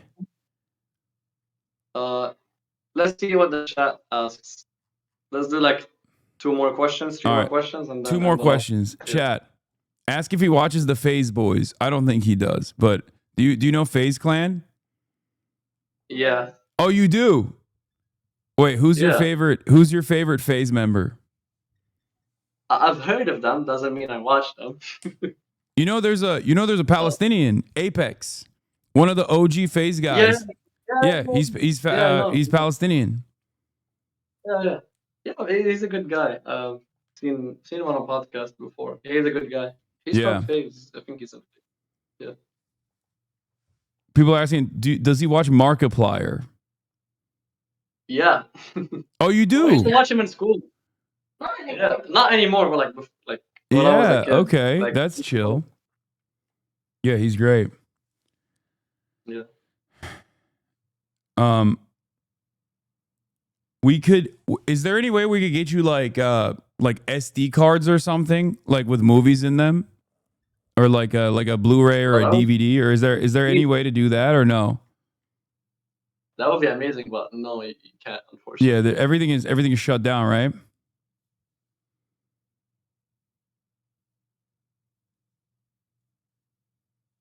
Like there's got to be like a digital way to, like a digital. Oh, can I, Yusuf? Are you there? Yeah. Just like throw. Yeah, I mean, I think there's got to be like a way to do a digital delivery, somehow, Maybe. but we'll figure it out. We'll figure it out. Okay, yeah, file sharing like BitTorrent or something like that.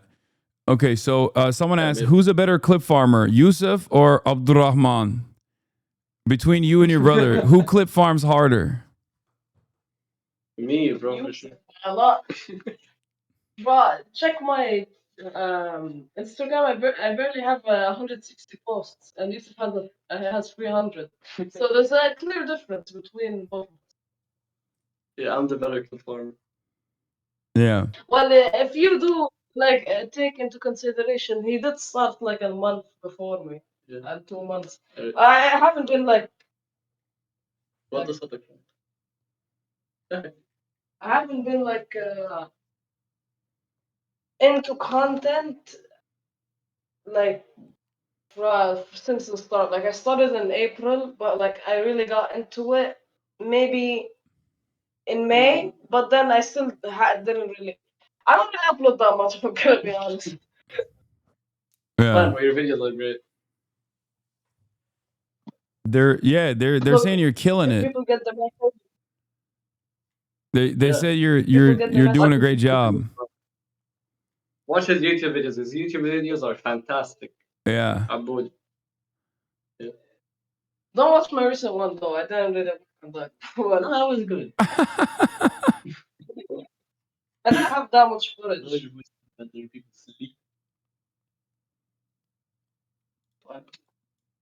Okay. I didn't have like the evacuation video. Yeah, that's why it wasn't as good of a story as it could have been. But it did work. Yeah. There's a lot of echo. Exactly. Yeah, we're linking your stuff in the chat. Oh, everyone keeps Yeah, asking, thanks. do you watch One Piece? But I don't. Do you? Have you heard of One Piece? Do you know what One Piece is? Anime. Do you watch any anime at all? I haven't watched it. No, haven't watched it. You're not big into anime, I think, right? No, I'm not big into anime. Also, one thing. You asked us earlier about people who want to support Palestine and stuff. If you guys want to support Palestine, clip the stream, okay? Clip the stream. Clip me talking. At me in the caption, okay? So like you're helping me, and when you help me, you help people in Gaza. You get what I'm trying to say? You get more traffic to my fundraiser link. So guys, if you're experienced in social media and stuff, clip this, okay? Clip this. Yeah. No, we got clippers. Don't worry, we got clip farmers. Yeah, clip farmers. Yeah. I need a Gaza clip farmer. Yeah, I need one myself, bro. That would be amazing. Yeah. Yeah. Do you guys read any I books think at all? we gotta wrap this Yeah. up. I should wear my- Do you What? read any books at all?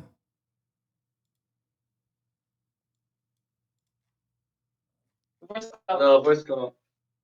Oh, I said, do you read any books at all? Do you have time to read? Are there any books that you read? I've read some books, but I wouldn't say I'm too interested in reading. I do want to read. Like, it's definitely something I want to pick up. A habit I want to pick up. My mom's she keeps calling me, bro. Yeah. I think we should wrap it up here, man. Okay, no, it's all good. Yeah, no, you guys can wrap it up. This has been fantastic. This has been an amazing experience. Can we go back to that one question like 6 questions ago? It was like why people aren't grateful for like the thing how are they depressed and all of that. I think one of the reasons is they haven't like been uncomfortable with something like water, because like they haven't experienced not having water shortages, electricity shortages, and food shortages, and stuff like that, which I think really what's the word? Which I think really makes them feel depressed and sad for not having something that they are so used to having every single day. Like fast food, for example, if you cut that out, maybe people would like not be happy because they won't be able to get their meal faster or stuff like that. And it'll be sad. I don't know if that's a bad example, but you get like what I'm trying to say. Get the message. Yeah. The luxuries that we have that we take for granted, if we somehow magically didn't have access to them, we would feel very uncomfortable and we would recognize their absence. So that's what it is. That's where people come from when they're just living in privilege. We here are living in tremendous relative privilege. Yeah. Which is why I always stress the importance of protesting and trying to apply pressure, because at the end of the day, it is our tax dollars here in America that are contributing to the conditions that you guys are experiencing over there. And it's really horrifying. And, that's why I think it's important for every American to speak out, every person in the West to speak out and try to the best of their ability, put an end to this death and destruction. Yeah. Good message, man. All right. I wish I could stay here for like. All right. Hey, thank you so much, guys. Where can people find you here? You shout it out on your own. At Reach Yusuf, at Reach Abed, Abed. REACHABED. Yeah. Reach Yusuf. YUSUF. Thanks for having Yusuf on here. Thanks for having me on. Thanks for having us on, man. Thanks for coming on, guys. This was fantastic. Thank you so much. All right. Bye, guys. More than beautiful. All right. Peace out, man. Bye, man. Bye. All right. That was Abed and Yusuf, all the way from Gaza. What an incredible experience. What an incredible opportunity that I definitely do not take for granted. Very brave, these two very brave souls that are put through tremendous amounts of hardship for literally no fucking reason. For the chatters who were complaining about the language that Yusuf was using, or some things that he was saying, some things that he was not saying. Once again, I have to stress this. Yes, there are every single thing that you can see, Israel sees as well. Okay, every single thing that you see, everyone else sees as well. There's going to be, and also they're 16 and 14. Once again, reminder to chat. Okay, they're teenagers. Yusuf is 16. Abed is 14, and they're going through their day-to-day existence. Currently is obviously surviving a ethnic cleansing campaign. It's fucking ridiculous. Anyway.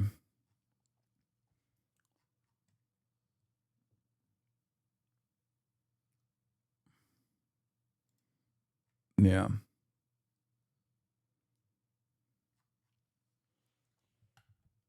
First time I heard Phase Apex was Palestinian, what the fuck? Yeah, no, bro. I mean, it's not like he hides it, he's pretty outspoken about it. Yeah, he's 16 years old in ESL.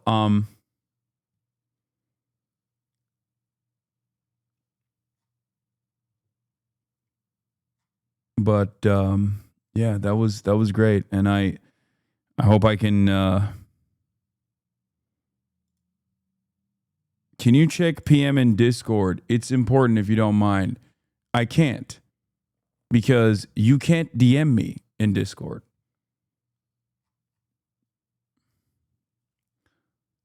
But yeah, Sean the Black, thank you for the raid. Criminalized Usury, thank you for the 20 gifted subs. Yeah.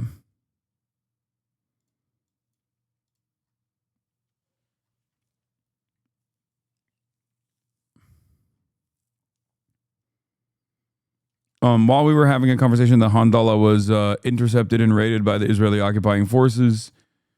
Of course, classic. I know that there was a lot of people that were in the chat trying to explain it to me, but I was a little bit predisposed. I was a little busy with the things that were going on in front of me. We had this wonderful opportunity to be able to interview Yusuf and even Abed, as a matter of fact. So.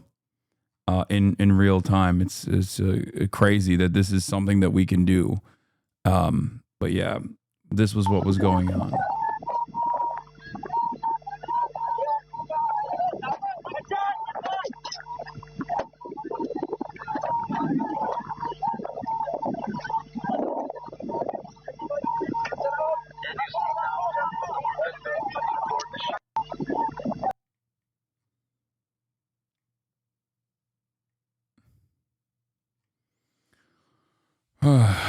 Chunky albacore tuna, thank you for the gift of subs. Yeah, Chris Smalls is in that boat, and so is that other TikToker guy. Does that kid have a PO box? I have some file I can mail him. You can't mail anything into Palestine. You can't mail anything into Gaza. I need you to understand. Food is not allowed in. Like baby formula is not allowed in. Jacob Berger is the other guy that I know that's on the ship as well. I'm pretty sure. There's nothing. There's nothing. At most the help, the aid, or anything you could do is potentially through digital.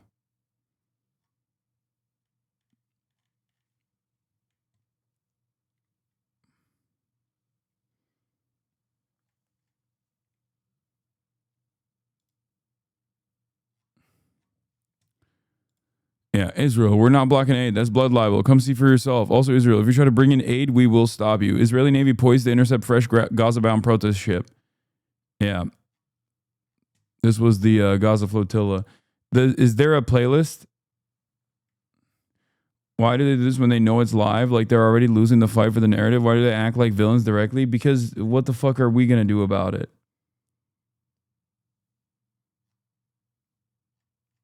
I mean, that's the reason why they do it. They do this because they have total impunity. You understand?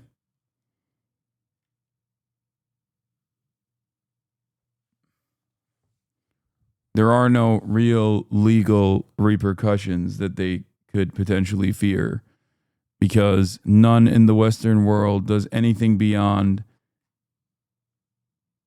none in the Western world do anything beyond some light condemnations. Oh, thank you for the playlist. Okay. We're going to get into a little bit of Ghislaine Maxwell stuff, considering that the Justice Department met with Ghislaine Maxwell twice over the Epstein files. No, I'm not going to do fucking personal news. We've already started the stream, okay? There's no intro music. There's no personal news. Shut the fuck up. We're getting into the news. I got to go pee. Administration is facing renewed calls for full transparency regarding files in the Jeffrey Epstein sex trafficking investigation. Epstein's accomplice wrapped up 2 days of interviews with a top Justice Department official and the president's former attorney, Todd Blanche. Her attorney says she answered questions about 100 different people yesterday and that she did not hold anything back. Scott McFarland has more. As he emerged from a second day of interviews in Tallahassee, Ghislaine Maxwell's defense lawyer, David Marcus, said she is cooperating freely. We haven't asked for anything. This is not a situation where we're asking anything in return for testimony or anything like that. But as he departed for his golf resort in Scotland, President Trump refused to rule out a pardon for Maxwell, who's serving a 20-year prison term. Would you consider a pardon or a commutation for Ghislaine Maxwell if she's It's something I haven't thought about. It's really something. I'm allowed to do it, but it's something I have not thought about. Maxwell was convicted of conspiracy and the repeated sexual abuse of young girls. During her trial, some of the victims said they wanted her to be sentenced to life in prison. Deputy U.S. Attorney General Todd Blanche, a former Trump criminal defense lawyer, has now conducted 2 closed-door meetings with Maxwell in an effort to quiet criticisms the administration is blocking access to the Epstein files. A plane flew a banner over the courthouse meeting site accusing the president and U.S. Attorney General Pam Bondi of a cover-up. Blanche, Trump's number 2 Department of Justice official, said he sought the meetings with Maxwell as a response to the president's directive to release more evidence in the case. That is totally unorthodox and outside the norms of the way the Department of Justice is supposed to operate. Liz Oyer, a former U.S. pardon attorney, was fired from the Department of Justice in March. Is she well positioned to get a pardon? There's every reason to believe that they are seeking to make some sort of deal with Maxwell that will help them solve this political crisis. Trump dismissed any talk of a pardon as he arrived in Scotland. A lot of people are asking me about pardons. Obviously, this is no time to be talking about pardons. So what became of these interviews? The Department of Justice so far has said only that it'll release information at the appropriate time, raising questions about when and what will ultimately be released. For CBS Saturday Morning, Scott McFarland, Washington. Jeffrey Epstein was enormously wealthy.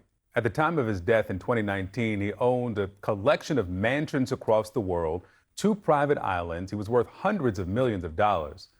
Exactly how this disgraced financier managed to become so wealthy is central to the ongoing scandal, and both Republican and Democratic lawmakers on Capitol Hill want answers. Here's CNN's Tom Foreman. When convicted pedophile Jeffrey Epstein was found dead behind bars, he owned 2 Caribbean islands, homes around the world in Manhattan, New Mexico, Palm Beach, Paris. And according to Forbes, his estate was valued at $578 million, making Epstein clearly a wealthy man. Not so clear to some who have watched the case closely how he got it all. I think that's the smoking gun here, Epstein's finances and how he made his money, who he got money from. Born in middle-class Brooklyn, Epstein was a bright student who dropped out of college and into high finance. Bro, white people get coverage that's so crazy, where even if they are the most prolific, internationally renowned pedophile sex trafficker, they still will be like, coming from a middle class, a real upstart, Jeffrey Epstein was a smart boy. It's like that shit blows my mind, dude. That actually blows my mind.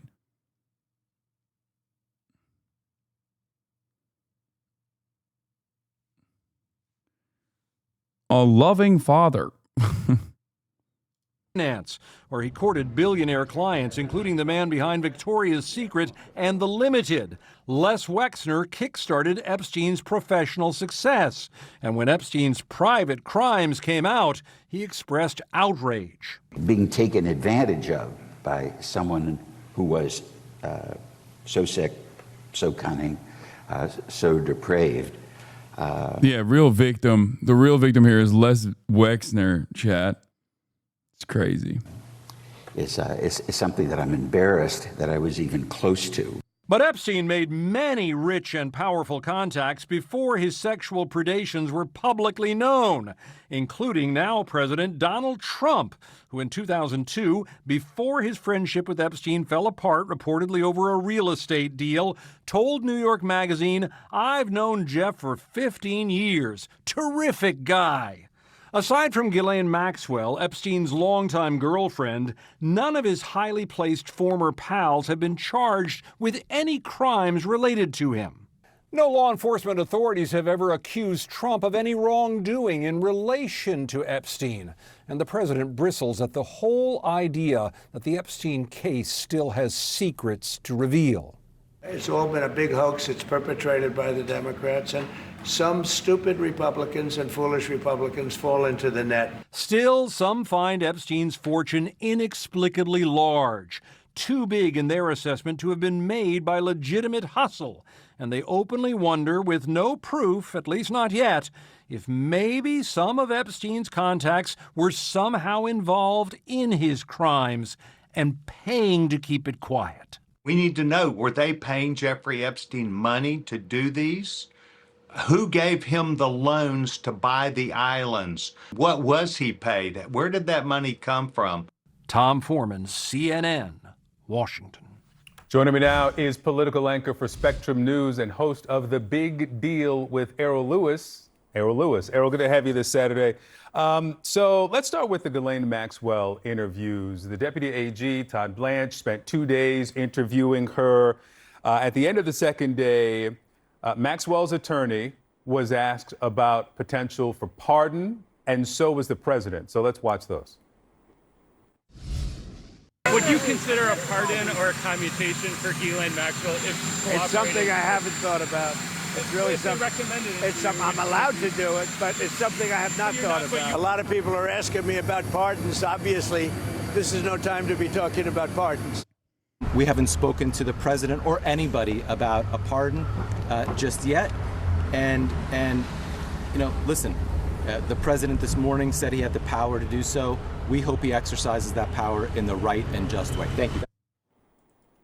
Haven't spoken about a pardon yet. Haven't thought about a pardon, but I'm allowed to. What do you hear there? Oh, well, good morning, Victor. What I hear is what I think we all just saw with our own eyes, which is that in a shocking departure from normal procedures, a very high-ranking member of the Justice Department went and spent, 7 hours talking to this convicted felon, this person who did not even testify in her own case, never said a word in her own trial, and clearly made some kind of a deal or slyly suggested to her that, gee, if you say the right things or if you keep your mouth shut, there could be a pardon and you might be able to get out of prison in 20 months instead of 20 years. But, Errol, is there any way that the president, let's say the pardon is on the table, before the very end of this term would do that? Could he carry that politically to pardon Ghislaine Maxwell? Sure. I mean, listen, Victor, because of the Constitution and the prohibition on running for another term, Donald Trump is essentially a lame duck. If you project out to the end of his term, he'll be a very wealthy man who's in his 80s who can't run for office again. What would it harm him to sort of do these kind of dirty deeds and have the rest of us decry it as improper or immoral? He won't care at that point. I'm not sure he cares right now. Yeah, I mean, it would be one thing to do it January 19th of 2029 versus to do it August 1st of 2025. But let's talk about the content of these interviews. You've got the president's former personal attorney, who he's appointed the deputy AG, going to interview a convicted perjurer who, as we see, wants a pardon about a scandal that the president wants distance from. So how much credibility is there in what comes out of this if we ever get the details of these interviews? Yeah, I'm not sure we're ever going to find out exactly what was said, but this is a part of what has been a desperate mission, very much as Tom Foreman just reported, by the White House to just try and make this go away. They just don't want us talking about it. They don't want reporters digging into it. The problem, of course, is that in MAGA world, there are a number of really senior people who are now part of the Trump administration who spent years. I mean, you know how that ecosystem works, Victor, where on talk radio and on websites and in books over and over and over again, they've said that Jeffrey Epstein is not just some wayward, depraved a political player, but that he's central to how you have to understand politics. And they cannot now convince the MAGA base that there's nothing to see here. So I think they're gonna pull out every last stop that they possibly can, including some kind of a statement or non-statement from Ghislaine Maxwell, if they think that that will work. Just to try and get this off the table. The central question, of course, is, Mr. President, what did you know? What was your relationship with Jeffrey Epstein really about? And if you knew that he was engaged in illegal activity, why didn't you say something? And there are enough members of the Republican conference in Congress now who want answers to those questions that this House subcommittee and oversight, they've now voted to subpoena the Epstein files. I want you to listen here. This is Republican Mike Kennedy. He held a virtual town hall. And for you at home, if you are having breakfast or if you are drinking a protein shake, sit the cup down, sit the fork down. This is pretty graphic, but I think it's important. Let's play it. I am a big fan of full transparency, and of course, healthcare and how it's delivered is a big way of thinking about things. Is if you've got a festering boil, infected wound with pus underneath there, you can continue to just let it fester, and potentially that's going to grow inward and create infection in your bloodstream and cause the whole body to be sick. Well, it's another way, and I've done this many times over the course of my doctor career. Is I just had to put a needle or a knife in it and cut it open and let it drain. And in the case of this Epstein stuff, absolutely, let it out. Well, if that didn't turn your stomach, Errol, what is the impact of the pressure from these town halls that Republicans will face, and from their voters, not from Democrats who are maybe shouting them down, from their voters over the next month? Yeah, I mean, here again, look, we have a president who came to national political prominence based on a lie and a conspiracy theory called birtherism. He has, over the years, used conspiracy theories over and over and over again, and he has trained his base, and he's gotten them accustomed to the idea that these weird, dark conspiracies about the so-called deep state are the key to understanding politics. And he's finding it very, very hard now to shut that down. What his members of his Republican Party are going to tell him is that there are a lot of people out there now who bought all of that. Yeah, bro could have just said drain the swamp like the rest of them, but he went in deep. He went in with a very deep and weird graphic analogy instead. For over a decade now, and you can't just switch it off. That's the Yeah, I can't get over the having your personal lawyer meet with the one person who could implicate you in a worldwide sex trafficking operation behind closed doors is a landmark moment, even amongst all the Washington corruption. It sets an insane precedent for future administrations. I do not understand how more people are not freaking the fuck out about this, including like giving immunity to Ghislaine Maxwell in the process, like while simultaneously shutting the door to any sort of revelation from the already existing discovery process. And as a matter of fact, doing this because you don't want the discovery process and the investigation that was conducted already to come out. It's like, it is so overt. It is some broad daylight shit, okay? It's crazy. It's crazy that it's like happening in broad daylight and I don't know. It's just like there's no there's not enough conversations taking place. That's why I was like the critical on the notion that this is like another Watergate or something. It's like, I don't think we can have Watergates anymore, man. I don't think we're at that point. You know, do we have Watergates anymore? Can we have Watergates? Like, I feel like in order to have a Watergate style situation, you need to have some strength within the institutions, and also it needs to be propped up by like a sense of shame and order that people within these institutions might retain. There is no more accountability.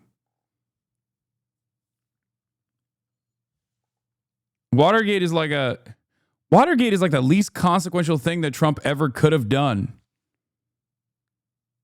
Oh, wow, he's spying on the opposition? Like, okay. He would come out and be like, of course I'm doing it because I want to win, stupid. Like, I want to win. Only idiots wouldn't spy on the Democrat Party. I'm spying on them because they're evil and they're terrorists. I'm also throwing them in jail.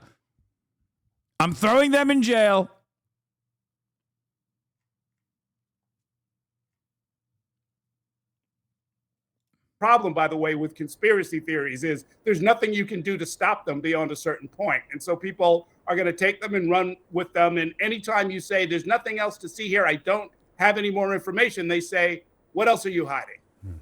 Errol Lewis, good to have you this Saturday. Enjoy the devastating images. I'm noticing that there's a lot more talk about the horrible conditions in Gaza coming from mainstream news. I think because, as I said before, the most like undeniable type of crime that you can commit is restriction of aid, and the impact of said crimes would be obviously famine. And now that widespread famine is impossible to avoid, you have even the likes of BBC covering it, and you have Western outlets like finally talking about it. Now, one might say this is too little too late, and I do understand where you're coming from if you were to say such a thing, but it's not lost on me, let's just say, that I'm not oblivious. I am noticing that there's like a lot more people being like, there's too much famine, come on. And as a consequence of that, you get Western nations offering like little, like drip feeding little gifts, like Palestinian state recognition, stuff like that, you know? Coming out of Gaza as Israel continues to hold up aid trucks at the border. Our cameras filmed inside. This guy said they're not blaming Israel. The first word coming out of Good Morning America, the Good Morning America anchor's mouth was, Israel is holding up aid trucks at the border. You would be wrong. I mean, you wouldn't be wrong, sorry, under normal circumstances. But no, they absolutely are saying that, which is, again, unique.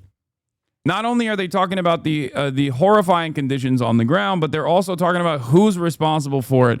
Many of the mainstream outlets still aren't going in that direction, where they'll still act like it's a natural disaster or some shit. But like, honestly, I mean, it's too little too late for sure. But I'll still, like I've said, I still welcome it. I welcome this change, regardless of how delayed it is, because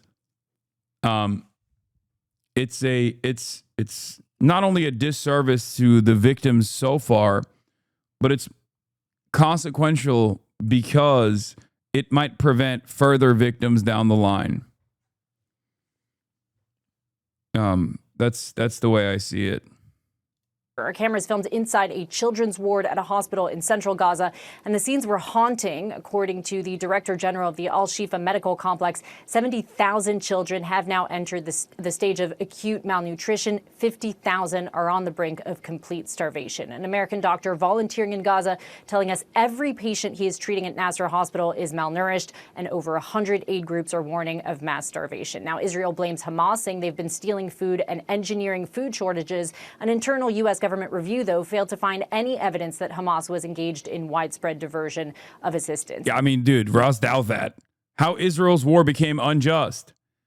I mean, if that's not a tide shift, I don't know what to say. I don't know what would look like a tide shift to you. Like, Ross Douthat is a fucking straightforward defender of all of Israel's war crimes. So it's like even now he's saying became, right? Like as though this is a new change of pace. As though this is a new attitude shift. It's not. I think people need to recognize that this is people need to recognize that this is because the public pressure is getting to the public pressure has gotten to a point where it's like impossible to deny. And not only is it impossible to deny, but like the pendulum has swung in the other direction where I think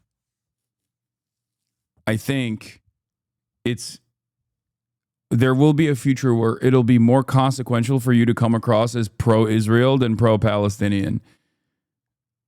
It already is that in public for like the average person, depending on which circles you operate in. But for most normal people, if you're just like still at this point saying anything that's like even remotely pro-Israel, or even look at the Nelk boys, right? Like they tried to say, oh, we just, he's a foreign politician. Like, what do you mean? What's the problem? And even then, this right-wing, relatively young audience was not taking it, where they're like, what the fuck do you mean he's just a regular politician? It's like saying Adolf Hitler is just a regular politician. He was a foreign leader, So I think for average folk, the pendulum has already swung, and now you're seeing the media play catch up with that shift.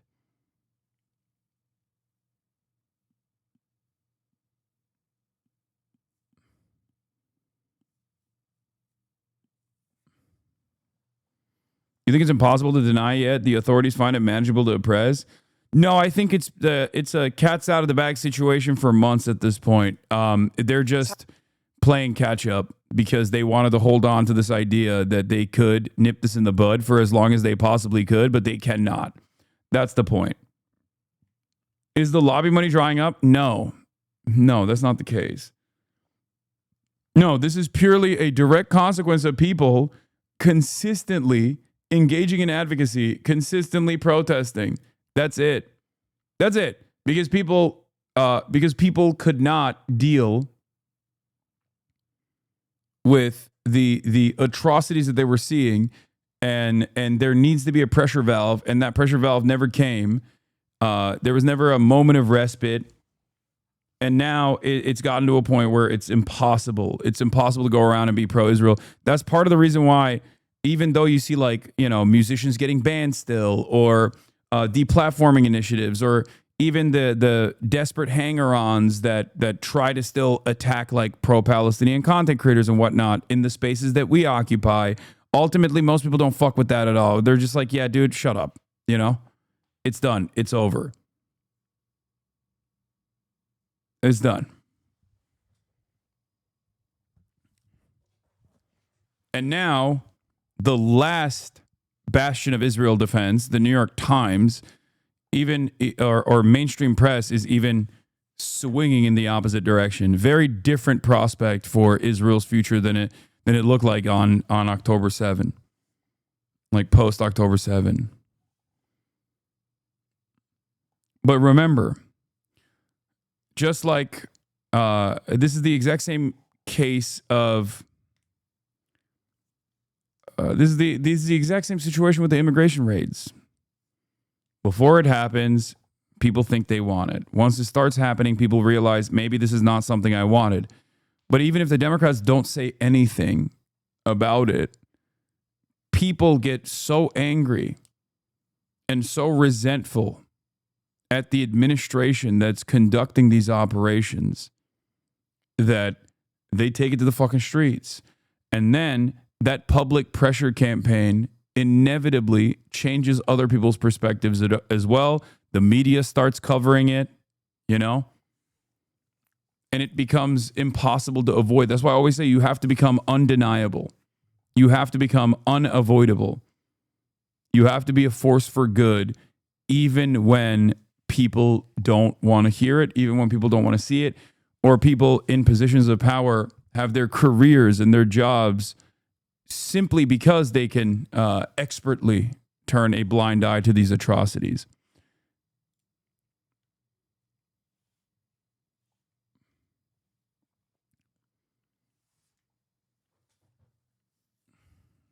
That's it. Now, aid airdrops could soon be starting up again. A top UN official warning that airdrops are the most expensive and inefficient way to deliver aid. Meanwhile, ceasefire negotiations abruptly ending, the U.S. pulling out of those talks, saying Hamas does not appear to be negotiating in good faith. The U.S. and Israel are now considering what they're calling alternative options, but it's still unclear what those are. Janae? I mean, there's one option, Those images are devastating, Inez, but nothing compared to the reality of what's happening there. Thank you for that reporting. First of all, how urgent is the goal of bringing the hostages home if everyone in Gaza is starving, some to death right now? Listen, if you go to CNN's homepage, we keep a live blog going every day of Gaza headlines. And it's hard to see horrific. This is crazy. As Gaza stars, the world watches and waits. CNN? It feels like you're watching my broadcast like a year ago. Headline after horrific headline populate the page this week. And that's keeping in mind that the headlines were horrible on October 7th, and they have been every day since, and yet they're getting worse. You see some of them here. And add to this that the UN says that this is the front page of The Independent, neither dead nor alive. Today's front page on The Independent. You can download a digital newspaper. Palestinians in Gaza have become walking corpses, UN agency, as 6,000 trucks with food and medical supplies wait to enter.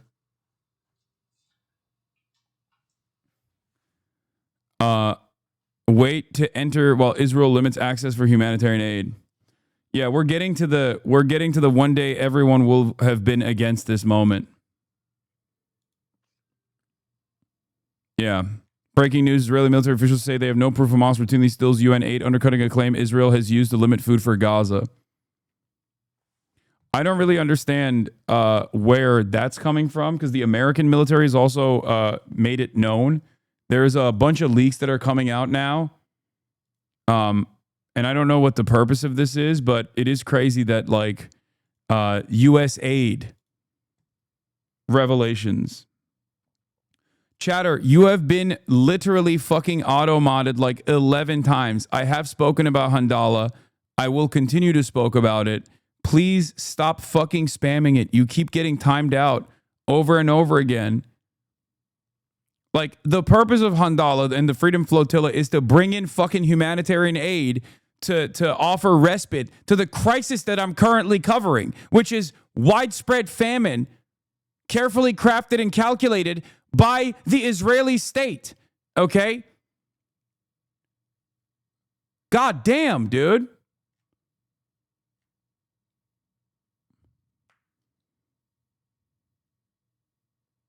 Holy fuck.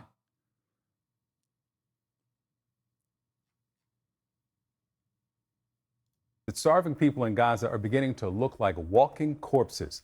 Doctors Without Borders says that the rates of severe malnutrition in children under 5 in its clinics have tripled in just the last 2 weeks. And we see all that and wonder, what are the world's leaders doing about it? And for now, it seems like they're watching along with the rest of us. The UN made the point this week that people are being starved while a few kilometers away, supermarkets are loaded with food. Israel says that they'll allow other countries to drop aid into Gaza from the air in the next few days, but the UN warns that that method is costly and it's dangerous. And talks for a ceasefire, they're not going well either. President Trump blames Hamas for the decision by the U.S. to pull back from talks. Watch. They pulled out of Gaza. They pulled out in terms of negotiating. It was too bad. Hamas. This is literally the same exact shit that Anthony Blinken and Joe Biden did, by the way. Like, constantly dangling a bullshit ceasefire that's not a ceasefire at all, offering side concessions to Israel to attack again, and then Israel blowing up the peace talks and ceasefire talks because they had no interest in doing so, and then turning around and going on television and being like, well, Hamas did it again. They fucked up the peace talks again. It's insane.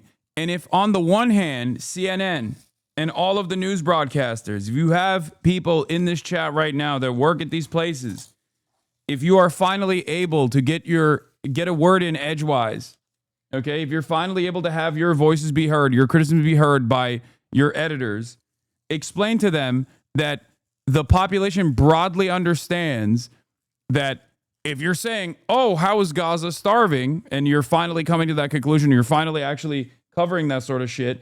They also understand the responsibility that CNN and other mainstream institutions hold in terms of massaging the public opinion and failing to do so, really.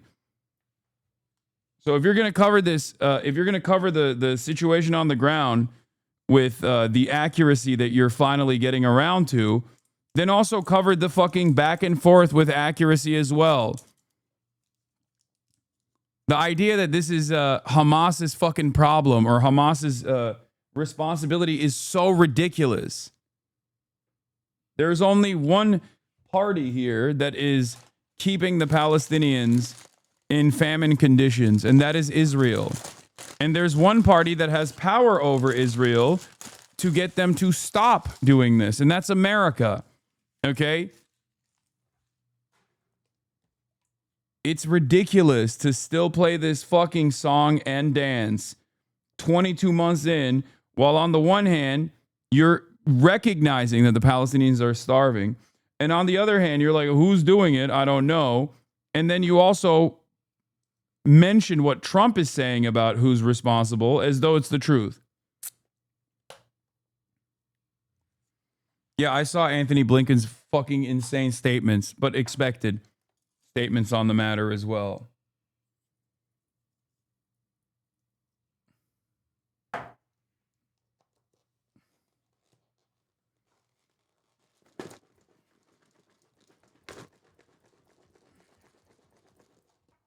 Yeah, here. If you want to know, the Democrats are exactly the same on this issue.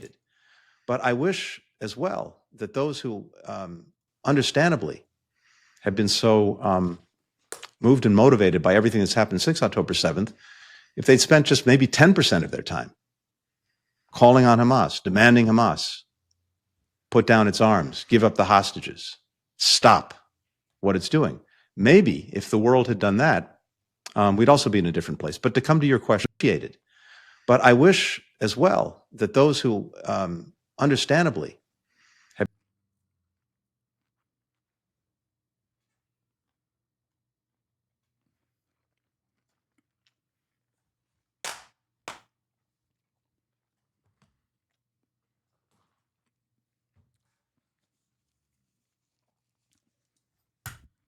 fucking asshole. A butcher in his own right. From his mansion in Cambridge Road, the disgraced Tony Blinken blames anti-war protesters for the continuation of Israel's war on Gaza. Remember, it was Blinken who advanced the Israeli attack on UNRWA and ended its funding, setting the stage for famine. No, this isn't rage bait, dude. This is unironically what these guys are trying to get you to believe, and it's failing, but it doesn't matter. That isn't stopping them. Hamas didn't really want to make a deal. I think they want to die, and it's very, very bad. And it got to be to a point where you're going to have to finish the job. They really, they asked for things. Don't forget, we got a lot of hostages out. So now we're down to the final hostages, and they know what happens after you get the final hostages. And basically, because of that, they really didn't want to make a deal. Israel Prime Minister says that alternative options are being considered to bring hostages home and end Hamas's rule in Gaza. Israel says that Hamas, and we'll remind you here, it is a terrorist group, is responsible for the lack of food and medicine. This idea. Okay, this fucking coverage is insane. Never mind, I take it back. Okay, they're psychotic. Never mind. I thought that this was like serious and straightforward for once. That's crazy. Of famine and starvation has been thrown at us consistently on a weekly basis for the last 2 years now. It has never come to pass. So these are false warnings which come from these aid organizations. And I also would say that where there is hunger in Gaza, it is hunger orchestrated by Hamas. In the meantime, Egypt and Qatar, they say that they are still working towards a ceasefire.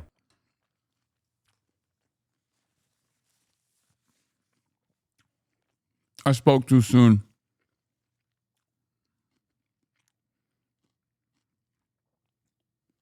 Yeah, never mind. I spoke too soon. That's crazy. He's just going to let that sit? No counter to that?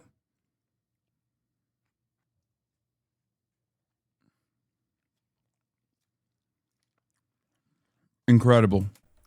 Dr. Bashar Baba is with us live from Doha. He's had a role in these talks to reach a ceasefire, and he is the chairman of Arab Americans for Peace, formerly known as Arab Americans for Trump. Welcome back to the show. I thank you for your time.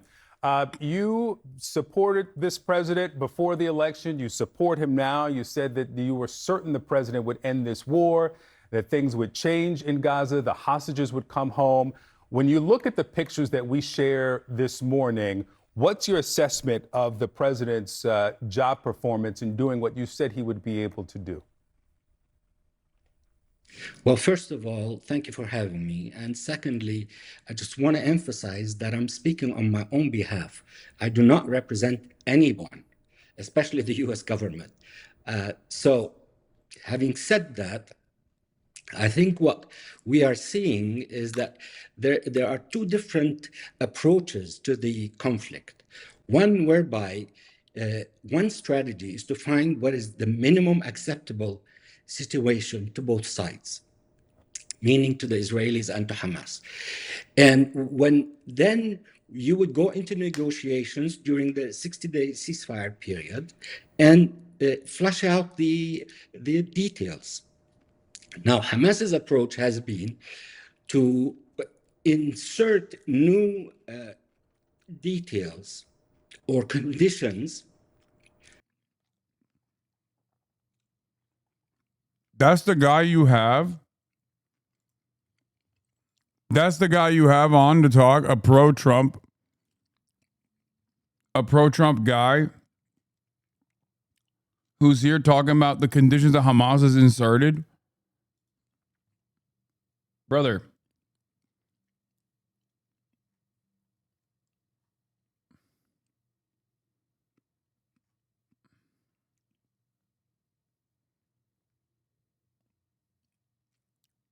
This is the worst piece of coverage you could possibly do. They just fucking totally fucking baited and switched us with this. It was a real bait and switch. I saw that as Gaza stars, the world watches and waits, not realizing that they were going to angle their coverage into the direction of like, this is Hamas's doing and Hamas's responsibility. I'm genuinely shocked at how depraved these fucking institutions are. While they're negotiating. Now, we're saying you cannot do that when people are dying. Let's get a ceasefire in place. You won't get everything that you want, but let's get a ceasefire in place and then talk about the details during. Israel doesn't want to do a ceasefire, man. Hamas wants a ceasefire. Israel doesn't.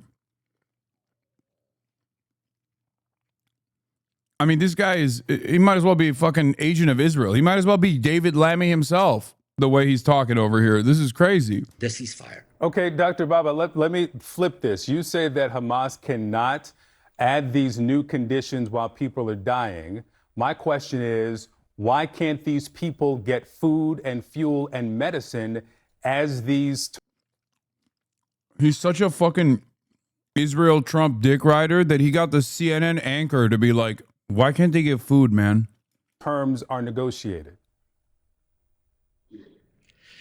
I agree with you 100%. I mean, I get tons of messages from people in Gaza begging for food. Some people have said, we wish that a nuclear bomb would hit us so that this suffering, starvation ends. Now, the Israelis control the flow of aid into Gaza. Nobody else does. Nothing gets into Gaza without Israeli approval. Now, the United Nations have said that they wanted secure passages for their trucks to go into Gaza. And the Israelis have not provided the security for those trucks. So we're in a bind right now.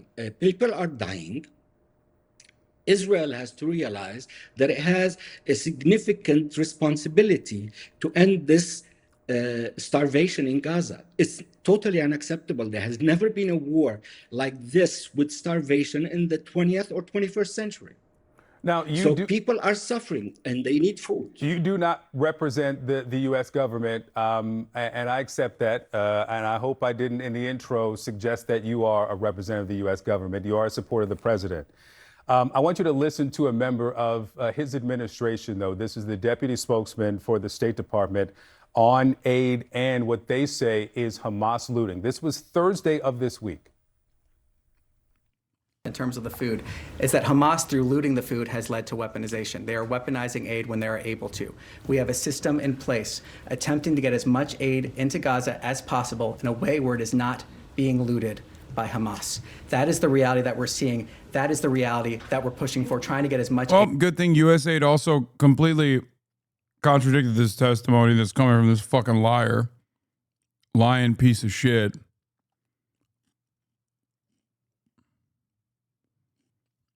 In there as we possibly can.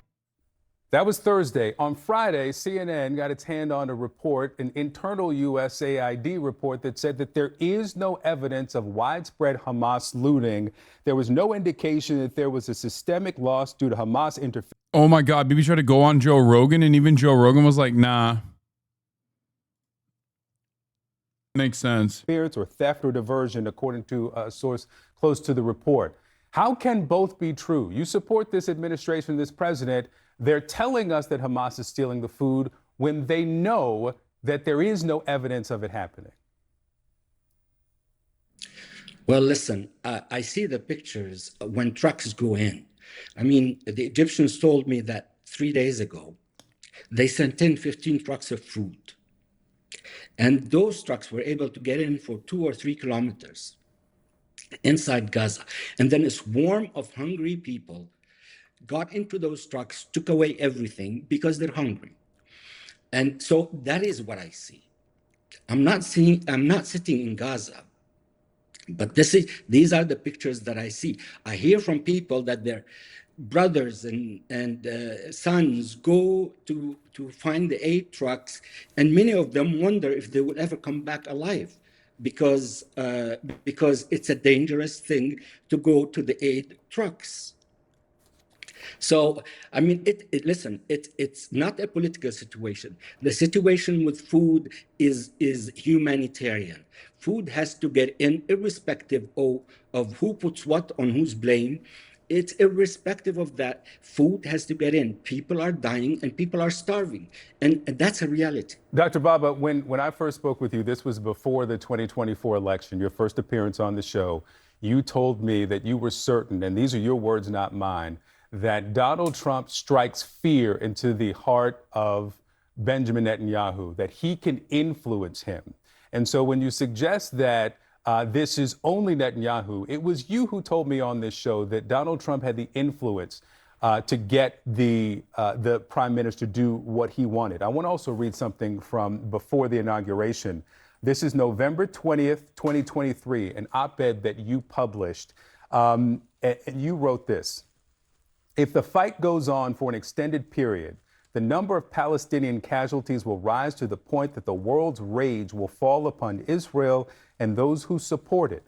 The Israeli military, with all its sophisticated and advanced military equipment, is not heroic in killing people stranded in Gaza, where no place is safe and where it is an open-air killing field. Your words.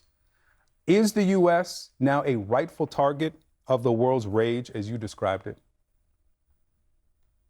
Listen, I am, I'm confident.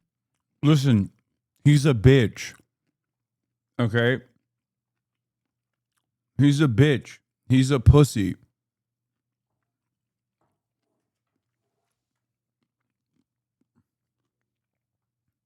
Yes. Perhaps even a grifter or a charlatan.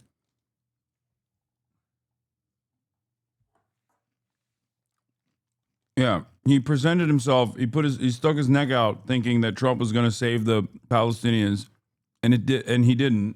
So now he has to sit there and be like, Hamas is making ridiculous demands.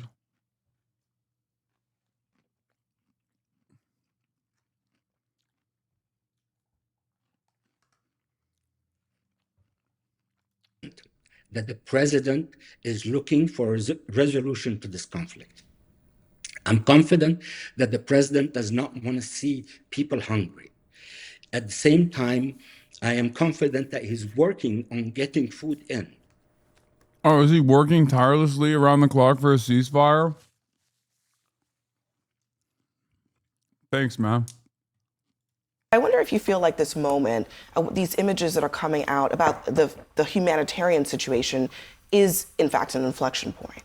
Why did it take this long? I mean, in November of last year, the International Criminal Court issued a warrant for the arrest of Benjamin Netanyahu for the war crime of starvation. 8 months ago, before Israel cut off all food, all water, all electricity into the Gaza Strip for 3 months. And to say the United States is silent, it's much, much worse than that. We are profoundly complicit and deeply responsible. It is our weapons that enforce this starvation. It is our diplomatic efforts that prevent international justice from being done. The blood is on our hands as Americans because it is our weapons that is responsible for those children starving to death. No blood for the hands of Hamas? Hamas has is lots there no blood of... on their hands? Why don't you let me finish? How about that? Okay? I'm just okay? asking. Yes, you of blamed course. Israel and you blamed...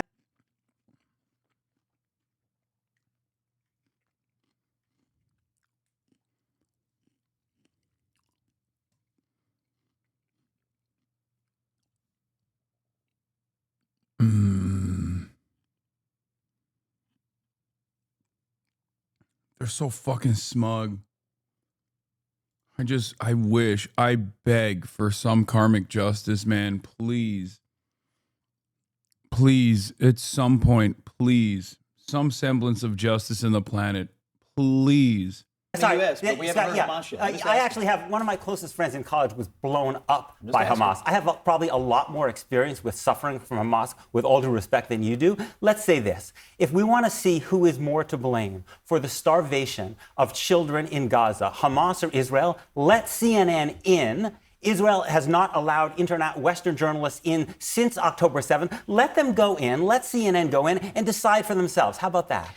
How about Hamas Can I- releases how the about- hostages and Yeah, gets a and let me ceasefire? think, what do you think would Hold on, happen if Peter. Hamas Peter, released just give me the one hostages? second. Scott, let me ask you a question because Hamas is responsible for October 7th. Hamas is responsible for a lot of terrible things. But the question is, who can alleviate the starvation at this moment in Gaza? And does Israel have a responsibility to do much more than it is doing right now? And what do you say to that? Well, my view is Hamas started the war. The suffering of the people in Gaza is their direct responsibility of what Hamas has done. Hamas took money for years, and instead of doing... Yeah. You don't understand.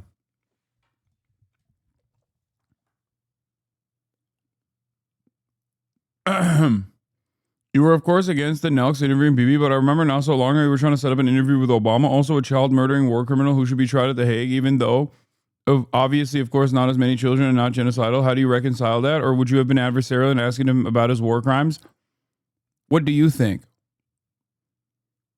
Also, did you notice that that interview did not take place?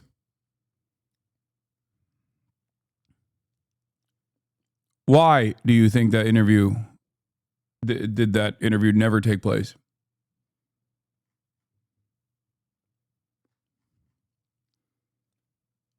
Are you comparing an interview that I was not capable of conducting because of the adversarial questions that I had ready to go with the Nelk boys offering a platform to fucking Benjamin Netanyahu? Are you insane? I don't know if you noticed that, but I have not been able to interview Barack Obama. One must ask the question, why?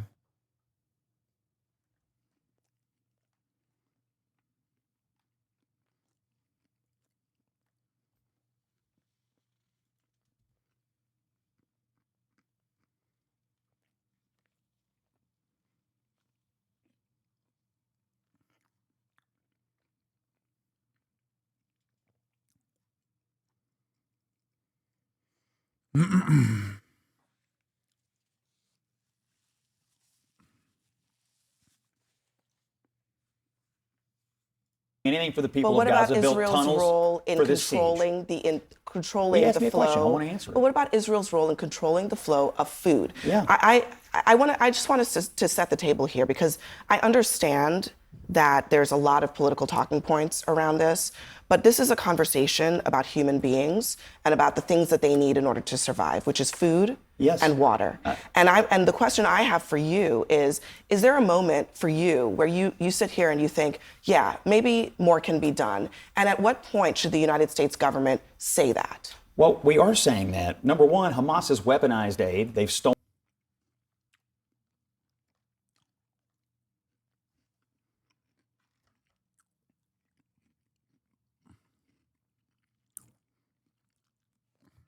I can't deal with Scott Jennings.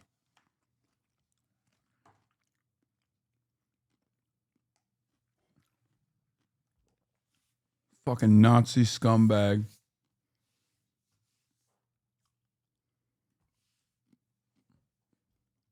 You can be as much of a Nazi as you want, as long as like the person that the group that you're like presenting yourself in opposition to is like vaguely Muslim enough or comprised mostly of Muslims, and you're defending the holy nation state of Israel, the most moral nation on the planet.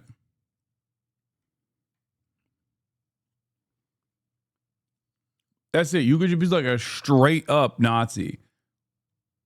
Because that's what this is. Israel's a Nazi country, and its defenders are fucking Nazis.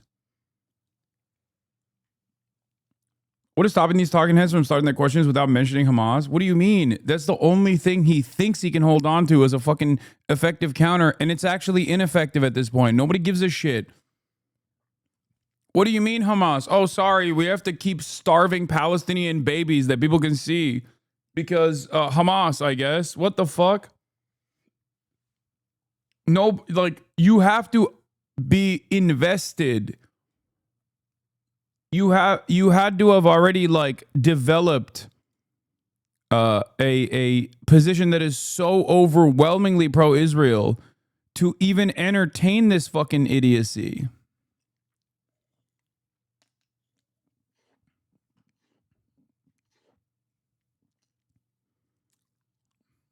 You know what I mean? Stolen it from the United Nations to resell it to finance their war. Some people think they've made $1 billion stealing and weaponizing this aid. That's not the United States doing. That's Hamas doing. That's number one. Number two, they've made unreasonable demands in these hostage negotiations. We're on the brink of a hostage deal and a ceasefire. They've blown that up today with Israel and now the United States having. Come on, Abby. Ask them what? What are the unreasonable demands Hamas has made?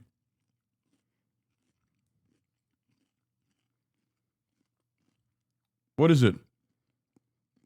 a permanent ceasefire? That's the unreasonable demand? Get this piece of shit to spell it out. Because that's what it is. Also, oh God, it's just like the amount of atrocity propaganda you can get away with doing because like Hamas is a fucking Muslim group and Palestinians are not treated like real human beings is so crazy.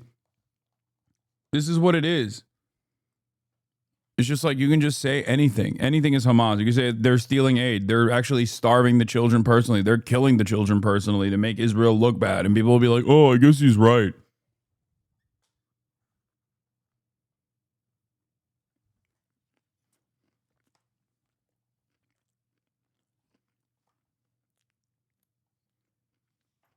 Walk away from an unreasonable situation. It is blatantly obvious that Israel and the United States wants the hostages home, they want a ceasefire, and they want to feed the people in Gaza. Hamas does not. Can I just chat? The Israeli government's stated position is to support the Trump plan for the full expulsion of all Palestinians from Gaza. And I would remind you, there is no Hamas leadership in the West Bank. How are Palestinians being treated in the West Bank where Hamas is not in control, where there are no Hamas fighters? Palestinians are being expelled from their homes, living under conditions that even Israel's own human rights organizations call apartheid in the West Bank where there is no Hamas. So yes, Hamas does despicable things, but these talking points, with all respect, people don't believe them anymore. People don't believe them anymore. All they have to do is release the hostages. I just want to play, hold on a second, Scott. I want to play Cindy McCain.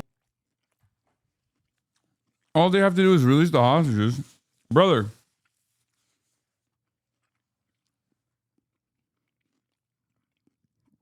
Number one, Israel's killed more hostages than Hamas has released. Number two, the only and effective way to actually release hostages is through a ceasefire process, and that's the only way hostages have been released in brought in large numbers. Number three, Hamas's quote-unquote unreasonable conditions for this ceasefire is an actual ceasefire, an actual cessation of hostilities and an aid and humanitarian aid to go in to the Strip. And last but not least, there are no remaining hostages. The people that Hamas has right now are prisoners of war. Okay?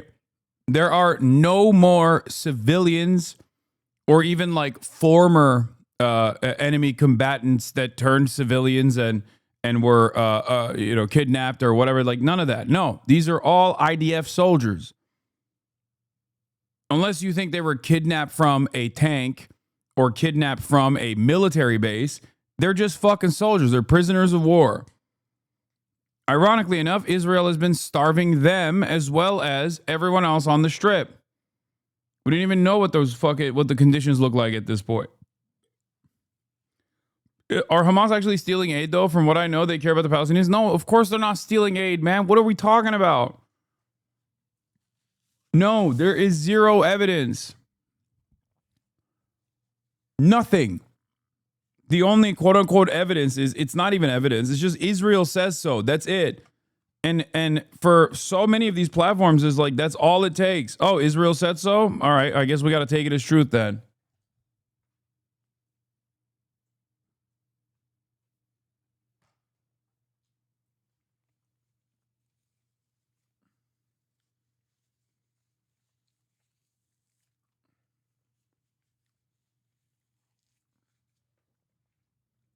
On top of everything else, Hamas has actively tried to put together a ceasefire negotiation since October 10th, 2023. They've put forth more than 45 different ceasefire negotiations. And I say 45 and not like 4,500 at this point, because after the 45th time, the conditions that they set forth were damn near identical every single time, okay? Like, in some way, shape, or form, for the past 2 years, Hamas has been actively, desperately trying to put together a ceasefire negotiation. Israel has decided to not do that. Israel wants to use the existing hostages as or at least in the beginning, as a reason for why they have to do ethnic cleansing. That's it. That's it. There is no real interest from the Israeli side, from the Israeli government side, for a permanent solution, a permanent cessation of hostilities. They just want to do ethnic cleansing. It's not like they're hiding it. They're openly saying it too. It's not like Israel's like sheltering the public from their perspective. They're saying it.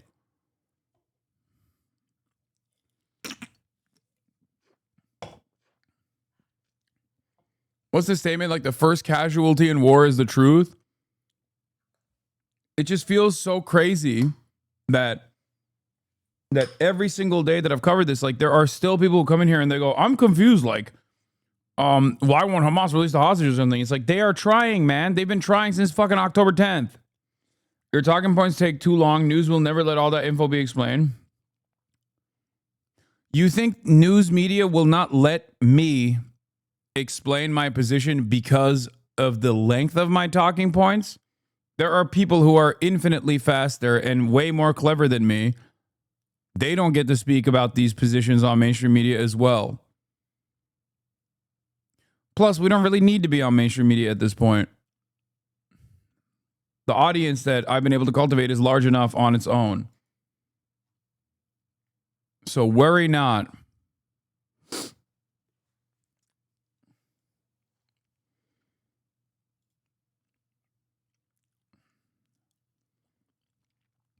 The reason why mainstream media does not have positions like mine readily available is not because of the length. It's not because of how lengthy it is. It's because of what I'm saying. It's because I offer unconditional support. The chatter is correct in the sense that a TikTok 30-second point you have ready to go will reach 70 million new viewers tomorrow if you have that prepped. What? Oh my God. Okay. Hasan reminds me of a little bitch that always wants to be right. Let's unban this guy real quick. Here's the problem with that. You're offering... I'm going to unban him. I want to hear what he has to say. You're recognizing that I'm correct, and that's what pisses you off, which is so strange. Hasan reminds me of a little bitch that always want to be right. Wouldn't you rather always be right or want to be right and find the truth than to just admit that you're wrong all the time like you are currently? Like, this is what's so shocking to me is that people will just be like, oh, this guy, he's always trying to be on the right side of history. It's like, well, don't you? Are you describing the process of fucking being a curious, an intellectually curious person who has a moral compass as a negative?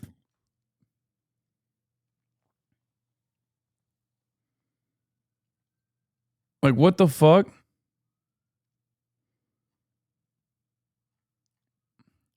Oh, fuck you. I hate that you're right all the time. You want to be right all the time. It pisses me off. It's like, okay, do you want to be wrong all the time? Why do you want to be wrong all the time? She's the executive director of the World Food Program, and she talked about what is happening right now in terms of the actual administration of aid and what it could be. And she knows that because she's done it before. Watch. When we had full access, we had 400 distribution sites. We were getting in 600 trucks a day. So the capability that we have is unmatched by any other organization or any other foundation. And we know where our food goes because we have a system on the ground that is tested and works. We need full sustained access. We need at scale so we can set up the kinds of aid stations that can actually help people and do it where it's not a panic situation. It's truly shocking to me that Cindy McCain genuinely is like the only good McCain, both alive and dead. And she is so different. She is so on the opposite moral playing field as opposed to the living, breathing Meghan McCain and also the very much dead John McCain. I don't even understand how this can happen. Like, are they related? What do you mean? That's John McCain's wife.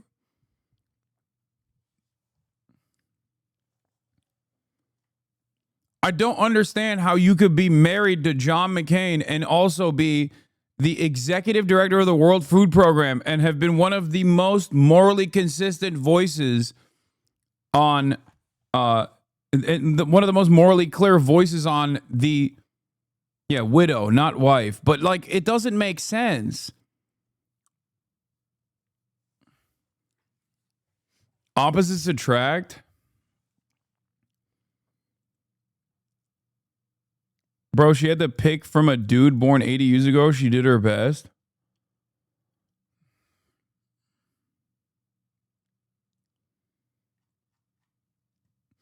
Nothing makes sense. It's like if Melania was like a socialist, okay? This is like if Melania Trump came out as like a massive advocate for like socialism and was like actively hands-on combating capital owners on the streets or some shit. Because like she's there, you know what I mean? She's in and out of Gaza. She is actively feeding the children of Gaza. It's like if Melania Trump was like a Titoist, you know? It doesn't make any fucking sense. Yeah, Melania is a Yugoslav sleeper cell. Tito is Yugoslavia. She will restore it to its former glory. Just you fucking wait. Cindy's right. Let me just say from the outset, Hamas is responsible for what happened in Gaza. They don't negotiate in good faith. They are a terrorist organization. Oh, you fucking piece of shit.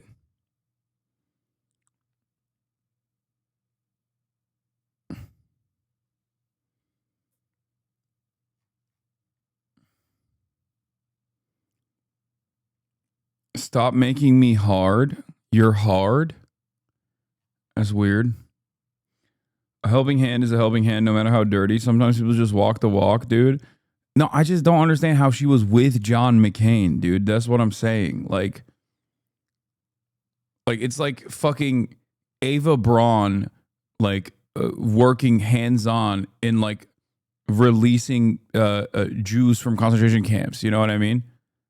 Like that's the weird the weird juxtaposition of like what Cindy McCain is doing versus what John McCain had done and what he advocated for. Anyway, god damn it, dude. Every time I see one of these fucking absolute morons, these assholes, it's just like really ruins my day. First of all, we must say Hamas, Hamas, Hamas, Hamas, Hamas, Hamas, Hamas, Hamas, Hamas, Hamas, Hamas. Guys, have I talked about Hamas? Excellent. Hamas.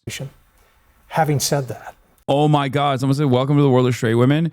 Oh, that's so funny. That's like that meme. It's like girl who's like saying, hey, have you read this latest feminist literature? And then the boyfriend is right next to her. It's like the most racist man alive t-shirt. That's Cindy McCain and John McCain.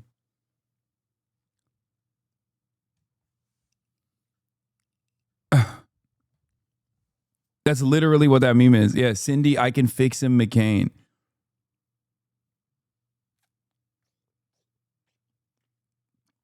A real woke gap relationship. Yeah. Yeah.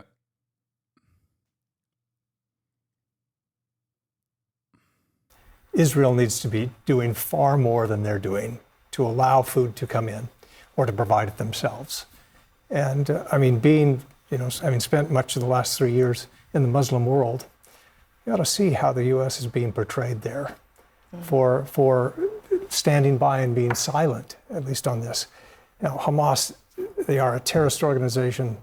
I don't speak for them, but Israel needs to do more, and America needs to do more to force them to allow food. Bro, these guys talk about Israel like there's a fucking gun pointed right at them off camera, just off camera.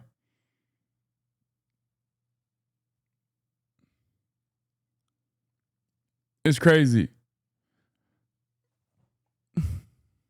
Like they're like, oh well, Israel needs to do more, but also Hamas, Hamas.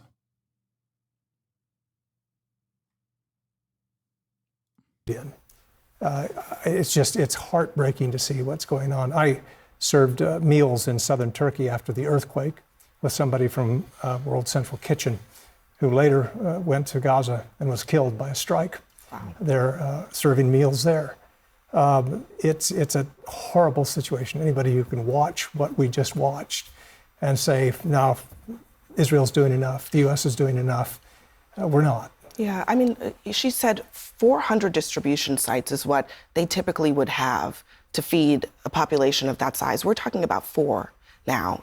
And then at those sites, I can show you the headlines. I mean, dozens killed in separate incidents over the course of the last several weeks, just trying to get aid at those sites, creating incredibly dangerous conditions.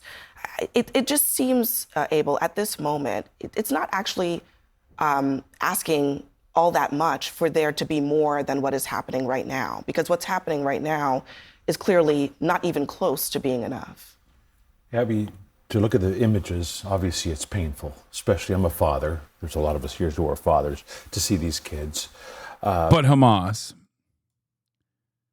I like that in order to have Peter Beinart and Kat on there, Kat, who is literally, isn't she on this panel too? She's not talking at all, which is crazy. She's literally Palestinian, chat. She's fucking straight up Palestinian. So you got Peter Beinart, who is an outspoken critic of Israel.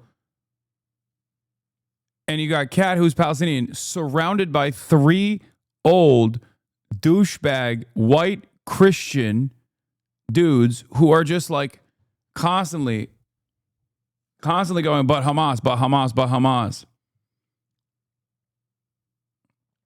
What the fuck is happening? They cut her out of the YouTube video. It was aired though. She didn't get to say much. Over the course of the last several weeks, just trying to, it just seems, Abel, at this moment, it's not actually asking all that much for there to be more than what is happening right now, because what's happening right now is clearly not even close to being enough. Abby, to look at the images, obviously it's painful, especially I'm a father. There's a lot of us here who are fathers, to see these kids. But then Hamas is just, you know, they portray. He literally did it, by the way. I was joking when I paused it. He just straight up did that. He said, I'm a father, but Hamas. I'm a father, but Hamas. So we got to kill some of these kids, man. Sorry. They just happen to be also Palestinian, just like Hamas is Palestinian. Sorry. It is what it is.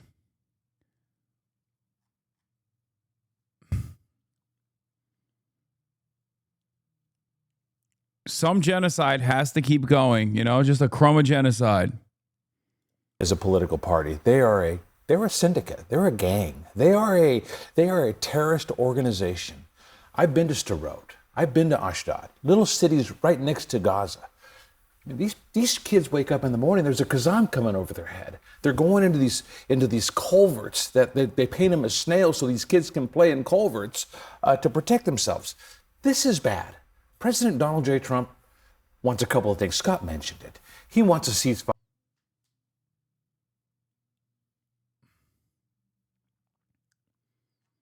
Bro, I can't watch this shit, man. They're such fucking animals. They're such demons, bro. They are such fucking animals. They're so disgusting. It's I don't know. It's just I can't do this. Here's what Kat said.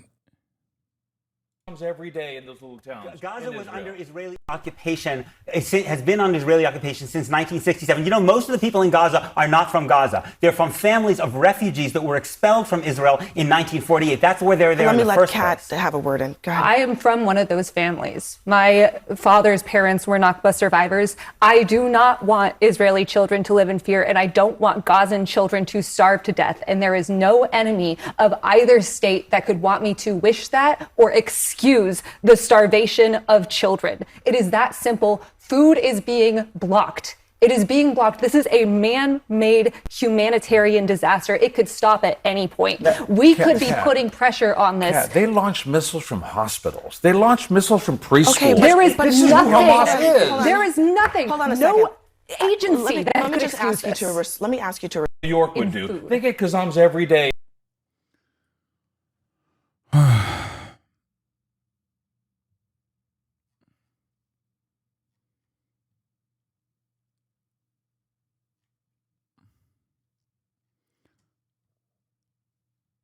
You know what I think is also crazy? I have a suspicion that Scott Jennings is going to go and run for office.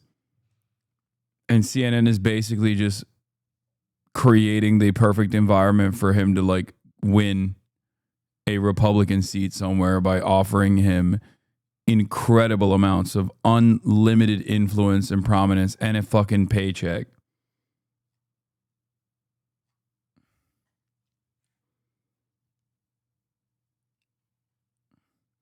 Tommy Vitor to the left of AOC on the Iron Dome. Yeah, I mean, it's not surprising.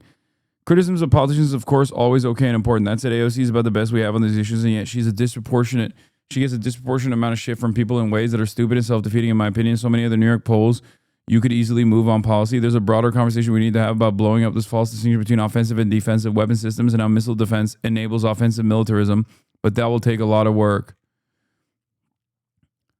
The problem is that tweeting welcome to the tent does nothing either. It's not too late for the kids who are being starved to death. If anyone can help them, it's now suddenly repentant liberals. On the other hand, accountability for such opportunists is a live possibility.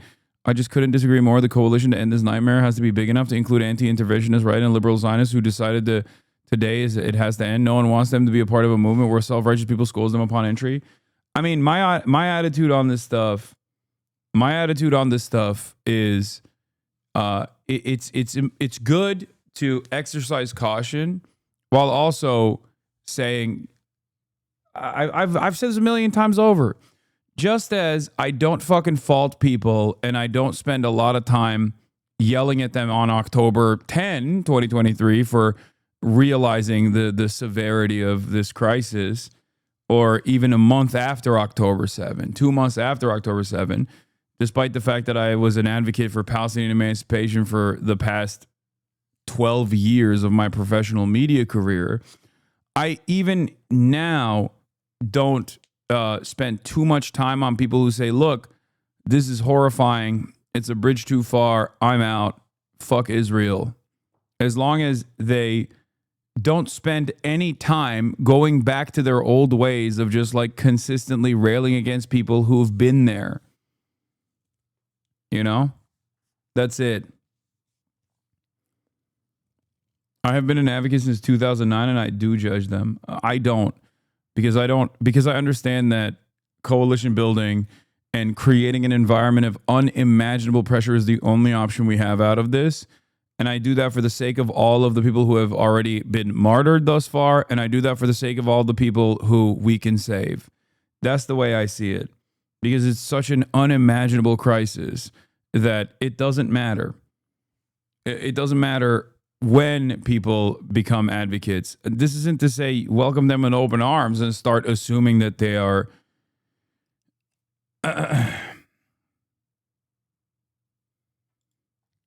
you know, what is this? Tommy Vitor tweeting, I told you so. At people who change their mind about what's happening in Gaza does not help the kids who are being starved to death. Welcome to people into the tent, build a bigger coalition and use it to force political change. I can't believe I'm saying this, but I do kind of agree with Tommy Vitor on this. Like, I think people that do that are not doing it for any other reason other than like morally posturing. I think it's incredibly important to remember what it took for these people to change their minds, because that shows you how fucking out of whack their moral compass is. So you should be careful. Okay? You should be careful with those people. But having said that, it doesn't fucking matter, because as long as they spend no time doing like the ContraPoints bullshit, and after demonstrating that change, do they go, hey, I'm going to take a lot of shit here from a lot of people, but it doesn't matter because I think I want to be on the right side of this and I really fucked up, then it's good. Because it's a necessity for everyone to be on board. You know what I mean? You need everyone to be on board. You need to be unavoidable. You need to be undeniable. And in order to get to that position, you need people who are still holding on. You know? This doesn't mean that I'm going to turn around and be like, wow, these guys are great. They're my favorite people. No, not at all. They saw all of the atrocities that you saw. Okay? And they chose to defend it. But what it will take to put an end to it, to put an end to further bloodshed, is going to be people like that also coming on board, and also offering unconditional support to the Palestinian emancipation. That's it. That's my primary focus here. If you turn around and you were awfully quiet, or maybe even defended Israel in the beginning, but then shut the fuck up, and then you turn around and you say, you know what, I fucked up. This was bad. I'm pro-Palestine. Fuck Israel. Okay? If you say that and you don't spend any time shitting on the left or the pro-Palestinian position or talking about Hamas or whatever the fuck, then you're good. You're good by me. I will welcome you. I'll be cautious, but we need those numbers. We can't afford to fucking shed those numbers. That's it.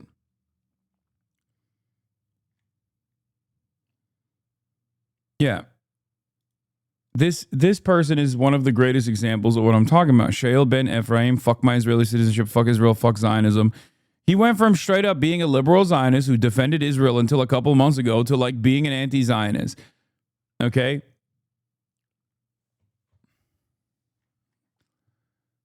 Now, is there still a lot of is there still a decent amount of how do I describe it? Like, do I still have a healthy dose of skepticism? A little bit, for sure.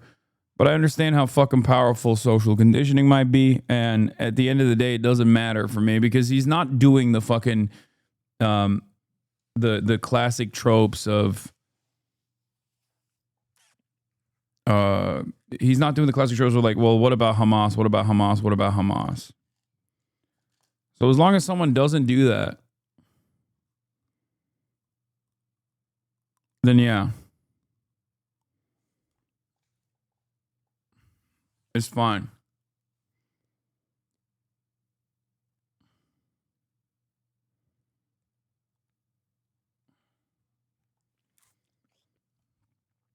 Do you see other content creators differently for not saying nothing? It's hard not to judge their silence. I don't care about content creators anymore. Why do you think I always talk about wanting to fucking move to New York?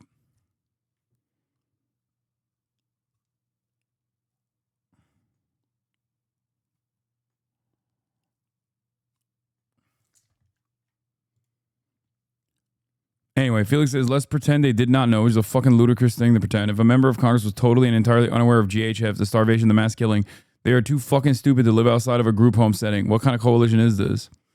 Is this what you want? A coalition led by people who were somehow duped despite having access to much more information than the general public, or the other, more likely option, a coalition led by the perpetrators?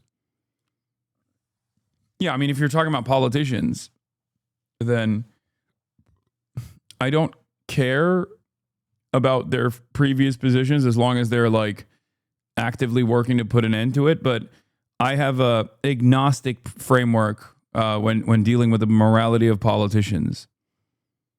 Does that make sense? Where I just don't care. They're a vehicle for me. They're a vessel, you know? I don't need to love them. I don't give a shit about them at all. And this even extends to the likes of Zohran Mamdani. I only care about the movement. I only care about what they can do for me And for you and for everybody else, that's their job. They are public servants. I'm not a fucking stan. Just put the policy in the bag, little bro. Just keep it pushing. They work for us. That's it.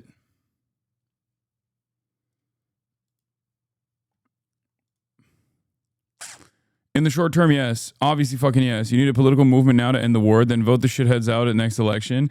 I mean, I'm telling you, I don't even necessarily fully disagree with Tommy Vitor on this. Like, yeah, that's just what it's going to take. And I don't give a shit. We'll yell at them after, you know? If they vote in the appropriate direction going forward, then that's fucking great. Now, of course, we're having this conversation on a pure hypothetical that doesn't even exist at this moment. Like, who the fuck is changing their attitude and then voting alongside those lines, you know? Is there someone who's doing that?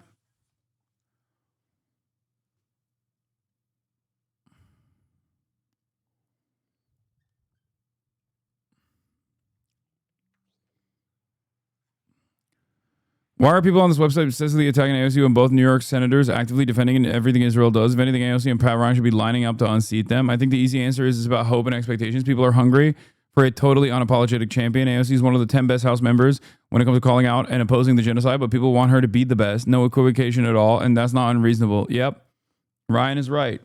It's the same reason as to why Bernie Sanders' liberal Zionism is insane, okay? Highest ranking, most popular Jewish politician in the United States of America who comes from this background, who comes from a socialist background. It's ridiculous. My expectations of Bernie Sanders are infinitely higher than fucking Chuck Schumer. Okay? What are we talking about? He knows better. He knows better, and he has a fuckload more influence too to be able to say, like, look, man, I'm Jewish. What is this? What's aggravating is that capitulating to Israel weapons funding doesn't help her at all. Israel doesn't accept anything less than full support. If she tries to run for anything, she'll be attacked by them full strength. Giving anything to them only hurts her with her own base. Exactly. No, absolutely. Better late than never. I had a former member of the pro-Israel club I used to be the president of who blocked me after I started being pro-Palestine reach out and tell me that she changed her mind and that Israel's committing a genocide. Did I shit on her for not waking up earlier? Of course not. Be charitable. I don't care how late you realize, as long as you eventually realize, charitability is the name of the game. Yeah. Also, people respond to what they're seeing right now. I promise you, those people who are just now waking up, no matter how late it is, a year from now or 2 years from now, are probably going to be by your side. Now, that's different, though. That's a human being and not a politician, okay? So obviously, we're not talking about politicians here. Different expectations, different standards. And even all politicians are not the same either.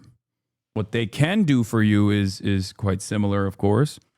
But my expectation from Bernie Sanders is, of course, going to be a lot higher than even AOC, as a matter of fact, partially because of Bernie's prominence and partially because of his history.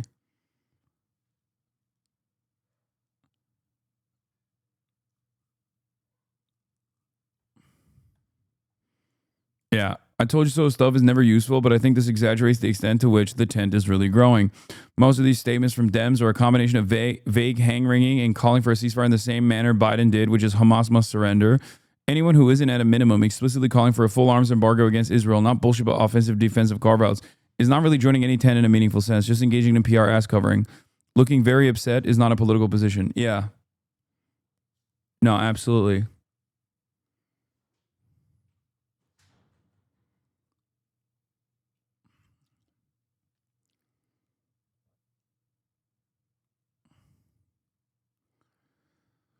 What's the point of gathering more support in the future, as you're saying, when all those people of Gaza will be ethnically cleansed by that time? Because you don't have a timeline. You don't have that timeline. So you have to act as though every single person you can bring on board tomorrow, yesterday, a week from now is still valuable. It's for those people who you are trying to help survive that you do this. That's it.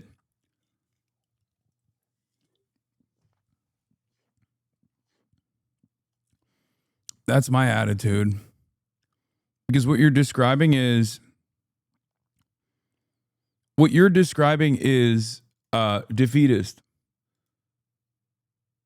I mean, I just interviewed, like, I'm doing it for people like Abdurrahman and Yusuf, okay? I'm doing it for them. I'm doing it for the people who are still very much alive and very much hope to continue living and live freely as they deserve, okay? So I don't give a shit. I don't give a shit about telling people I told you so or whatever. That's the reason.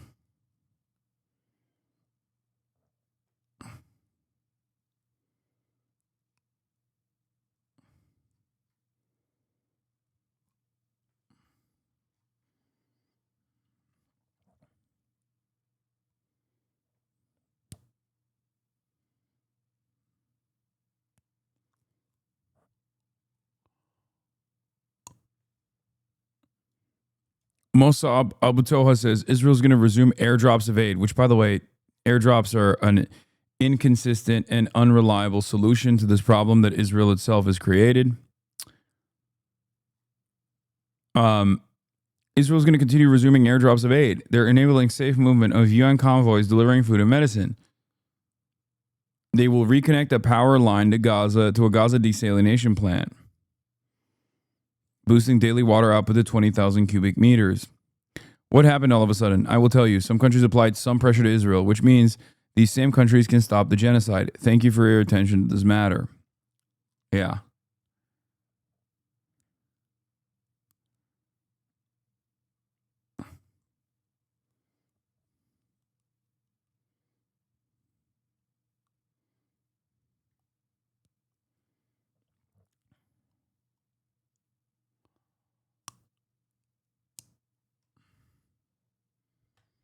I mean, fuck the politicians that took this long to get on board, or they're not even fully on board, let's be real.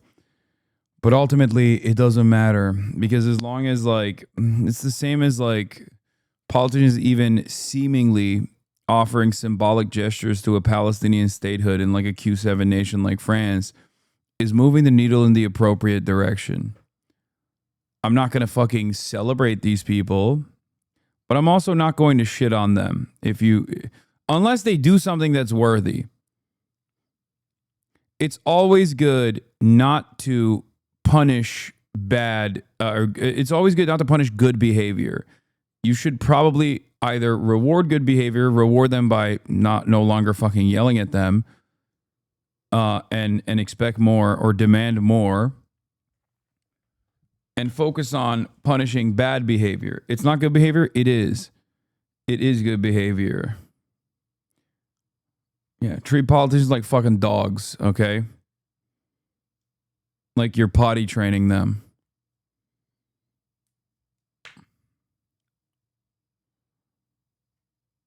Do you understand? That's my assessment. I don't care. I mean, I think it's... I don't know. I don't know what else to say. I'm so fucking tired. Gaza, they pulled out of Gaza. They pulled out in terms of negotiating. It was. Please stop comparing humans to animals in a derogatory manner. I assume you're more upset that I'm comparing animals to humans, right? Like you're mad that I'm comparing animals who are infallible and have done nothing wrong to human beings that are actually bad and evil, especially politicians.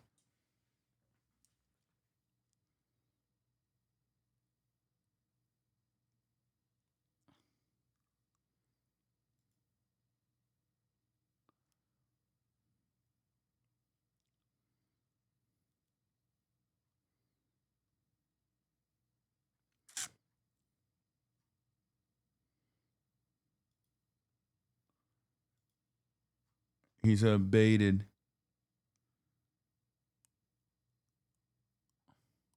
It was too bad. Hamas didn't really want to make it. Yeah, Trump admitting that Israel would not accept a permanent end to hostilities and would resume the attacks after getting the hostages, yet is still blaming Hamas for not taking the deal.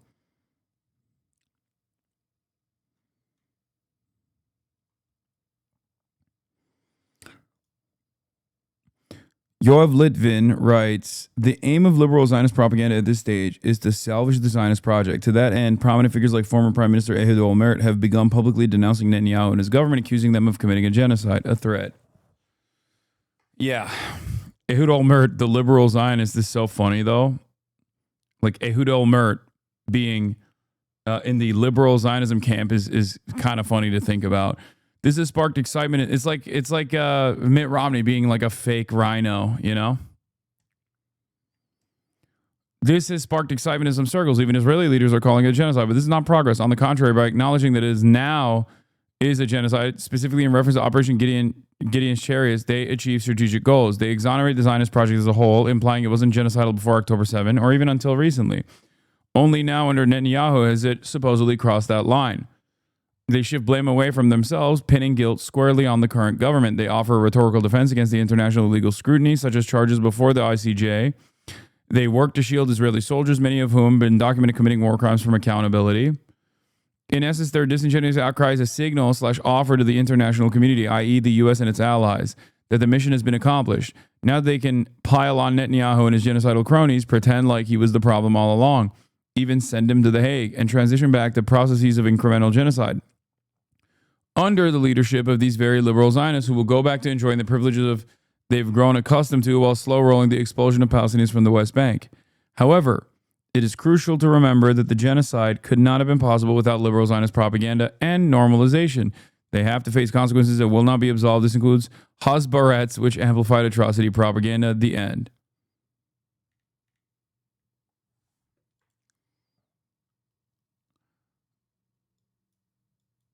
Why you trash on everything? Why are you trashing on everything? The world is good, right? I mean, it's good for you. It's good for me. But the world as a whole is not good. It's not good for many others. Yeah. I candidly prefer Brett Stevens' open bloodlust to this moral obfuscation around assumed goodness of civilized nations. Yeah.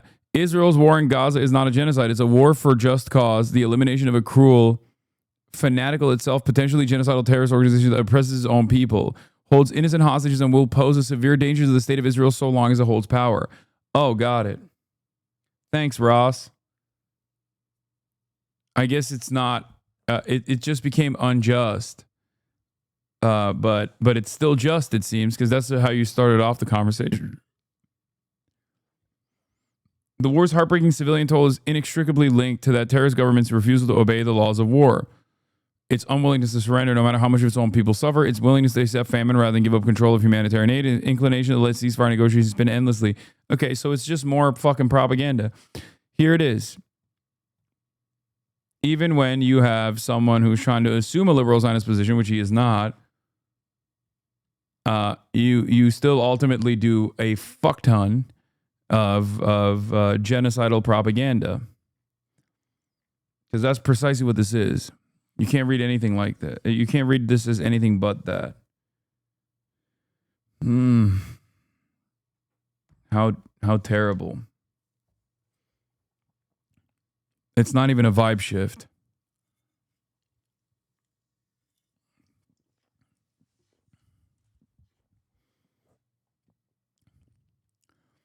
Such a war cannot be fought exclusively with precision strikes. The soldiers fighting it cannot be prevented from making terrible mistakes, and war crimes are inevitably committed even in righteous conflicts. So there's no way to look at the rubble in Gaza and the death toll estimates and offer a mathematical proof that Israel is failing to exercise adequate restraint. I just think it's true.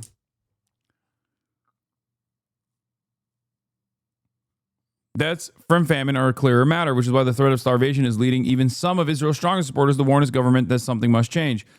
Here, Israel has made a strategic choice, trying to separate food distribution from a system that it argues Hamas was exploiting for its own purposes. But if your strategic choice leads to children dying of starvation, the food available to feed them, then a civilized nation has to make a different choice, even if that makes things easier for its enemies to some degree.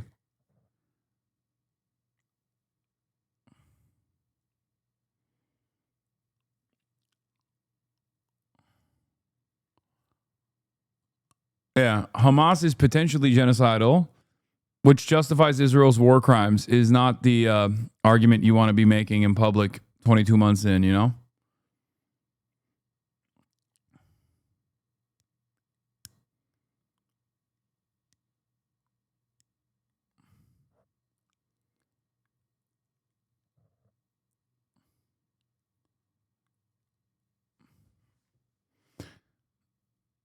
Same people saying the same shit about war on terror. Their brains never change. Yeah. It's really fucked up. But that's it. Yeah, also, you were right again. Netanyahu's son claims Joe Rogan refused to have his father on the show. Years of anti-Semitic propaganda.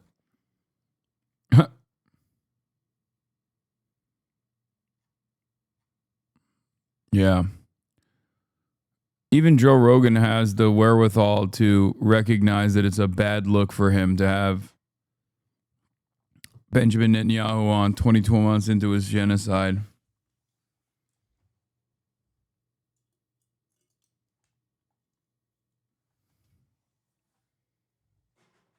Yeah.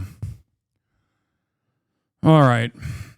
This was uncharacteristic of me, but I think I'm going to end it here early today. And I apologize for the incredibly short broadcast. This is a literal half day, but I'm really tired. I've been up super early. I was filming something in the morning. I won't tell you what it is, but it's very exciting. It's a very exciting thing that I'm a part of. And that's it. I don't know why I'm dying right now. I'm just so tired. So I'm going to end it here on that note, and I will see you tomorrow. I'll be live tomorrow, and I'll do like a regular ass stream. Noah Colwyn is here, staying with me. But yeah. Too much birthday fun? Yeah, I mean, I spent my birthday doing a fundraiser for an immigrant advocacy group. But love you all, and I'll see you tomorrow. Peace, everybody.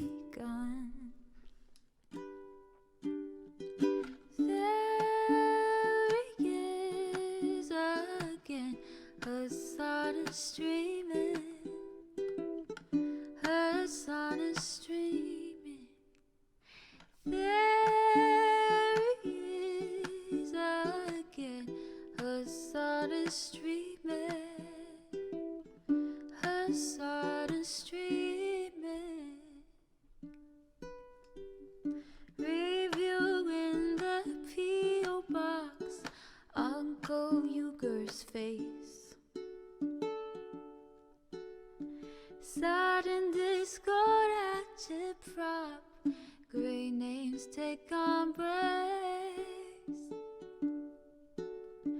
Tiny Bernie Sanders, LGBTQ Air Force. The whole left at your fingertips, Ane at your door. H3 crowded debate, the Young Turks online show. 3 full fucking years of this, plenty more to go. 90-day fiance, talks of champagne bourgeoisie. A Trump rally live reaction, a mass riot at DC. There he is again, Hasan is streaming. Hasan is streaming.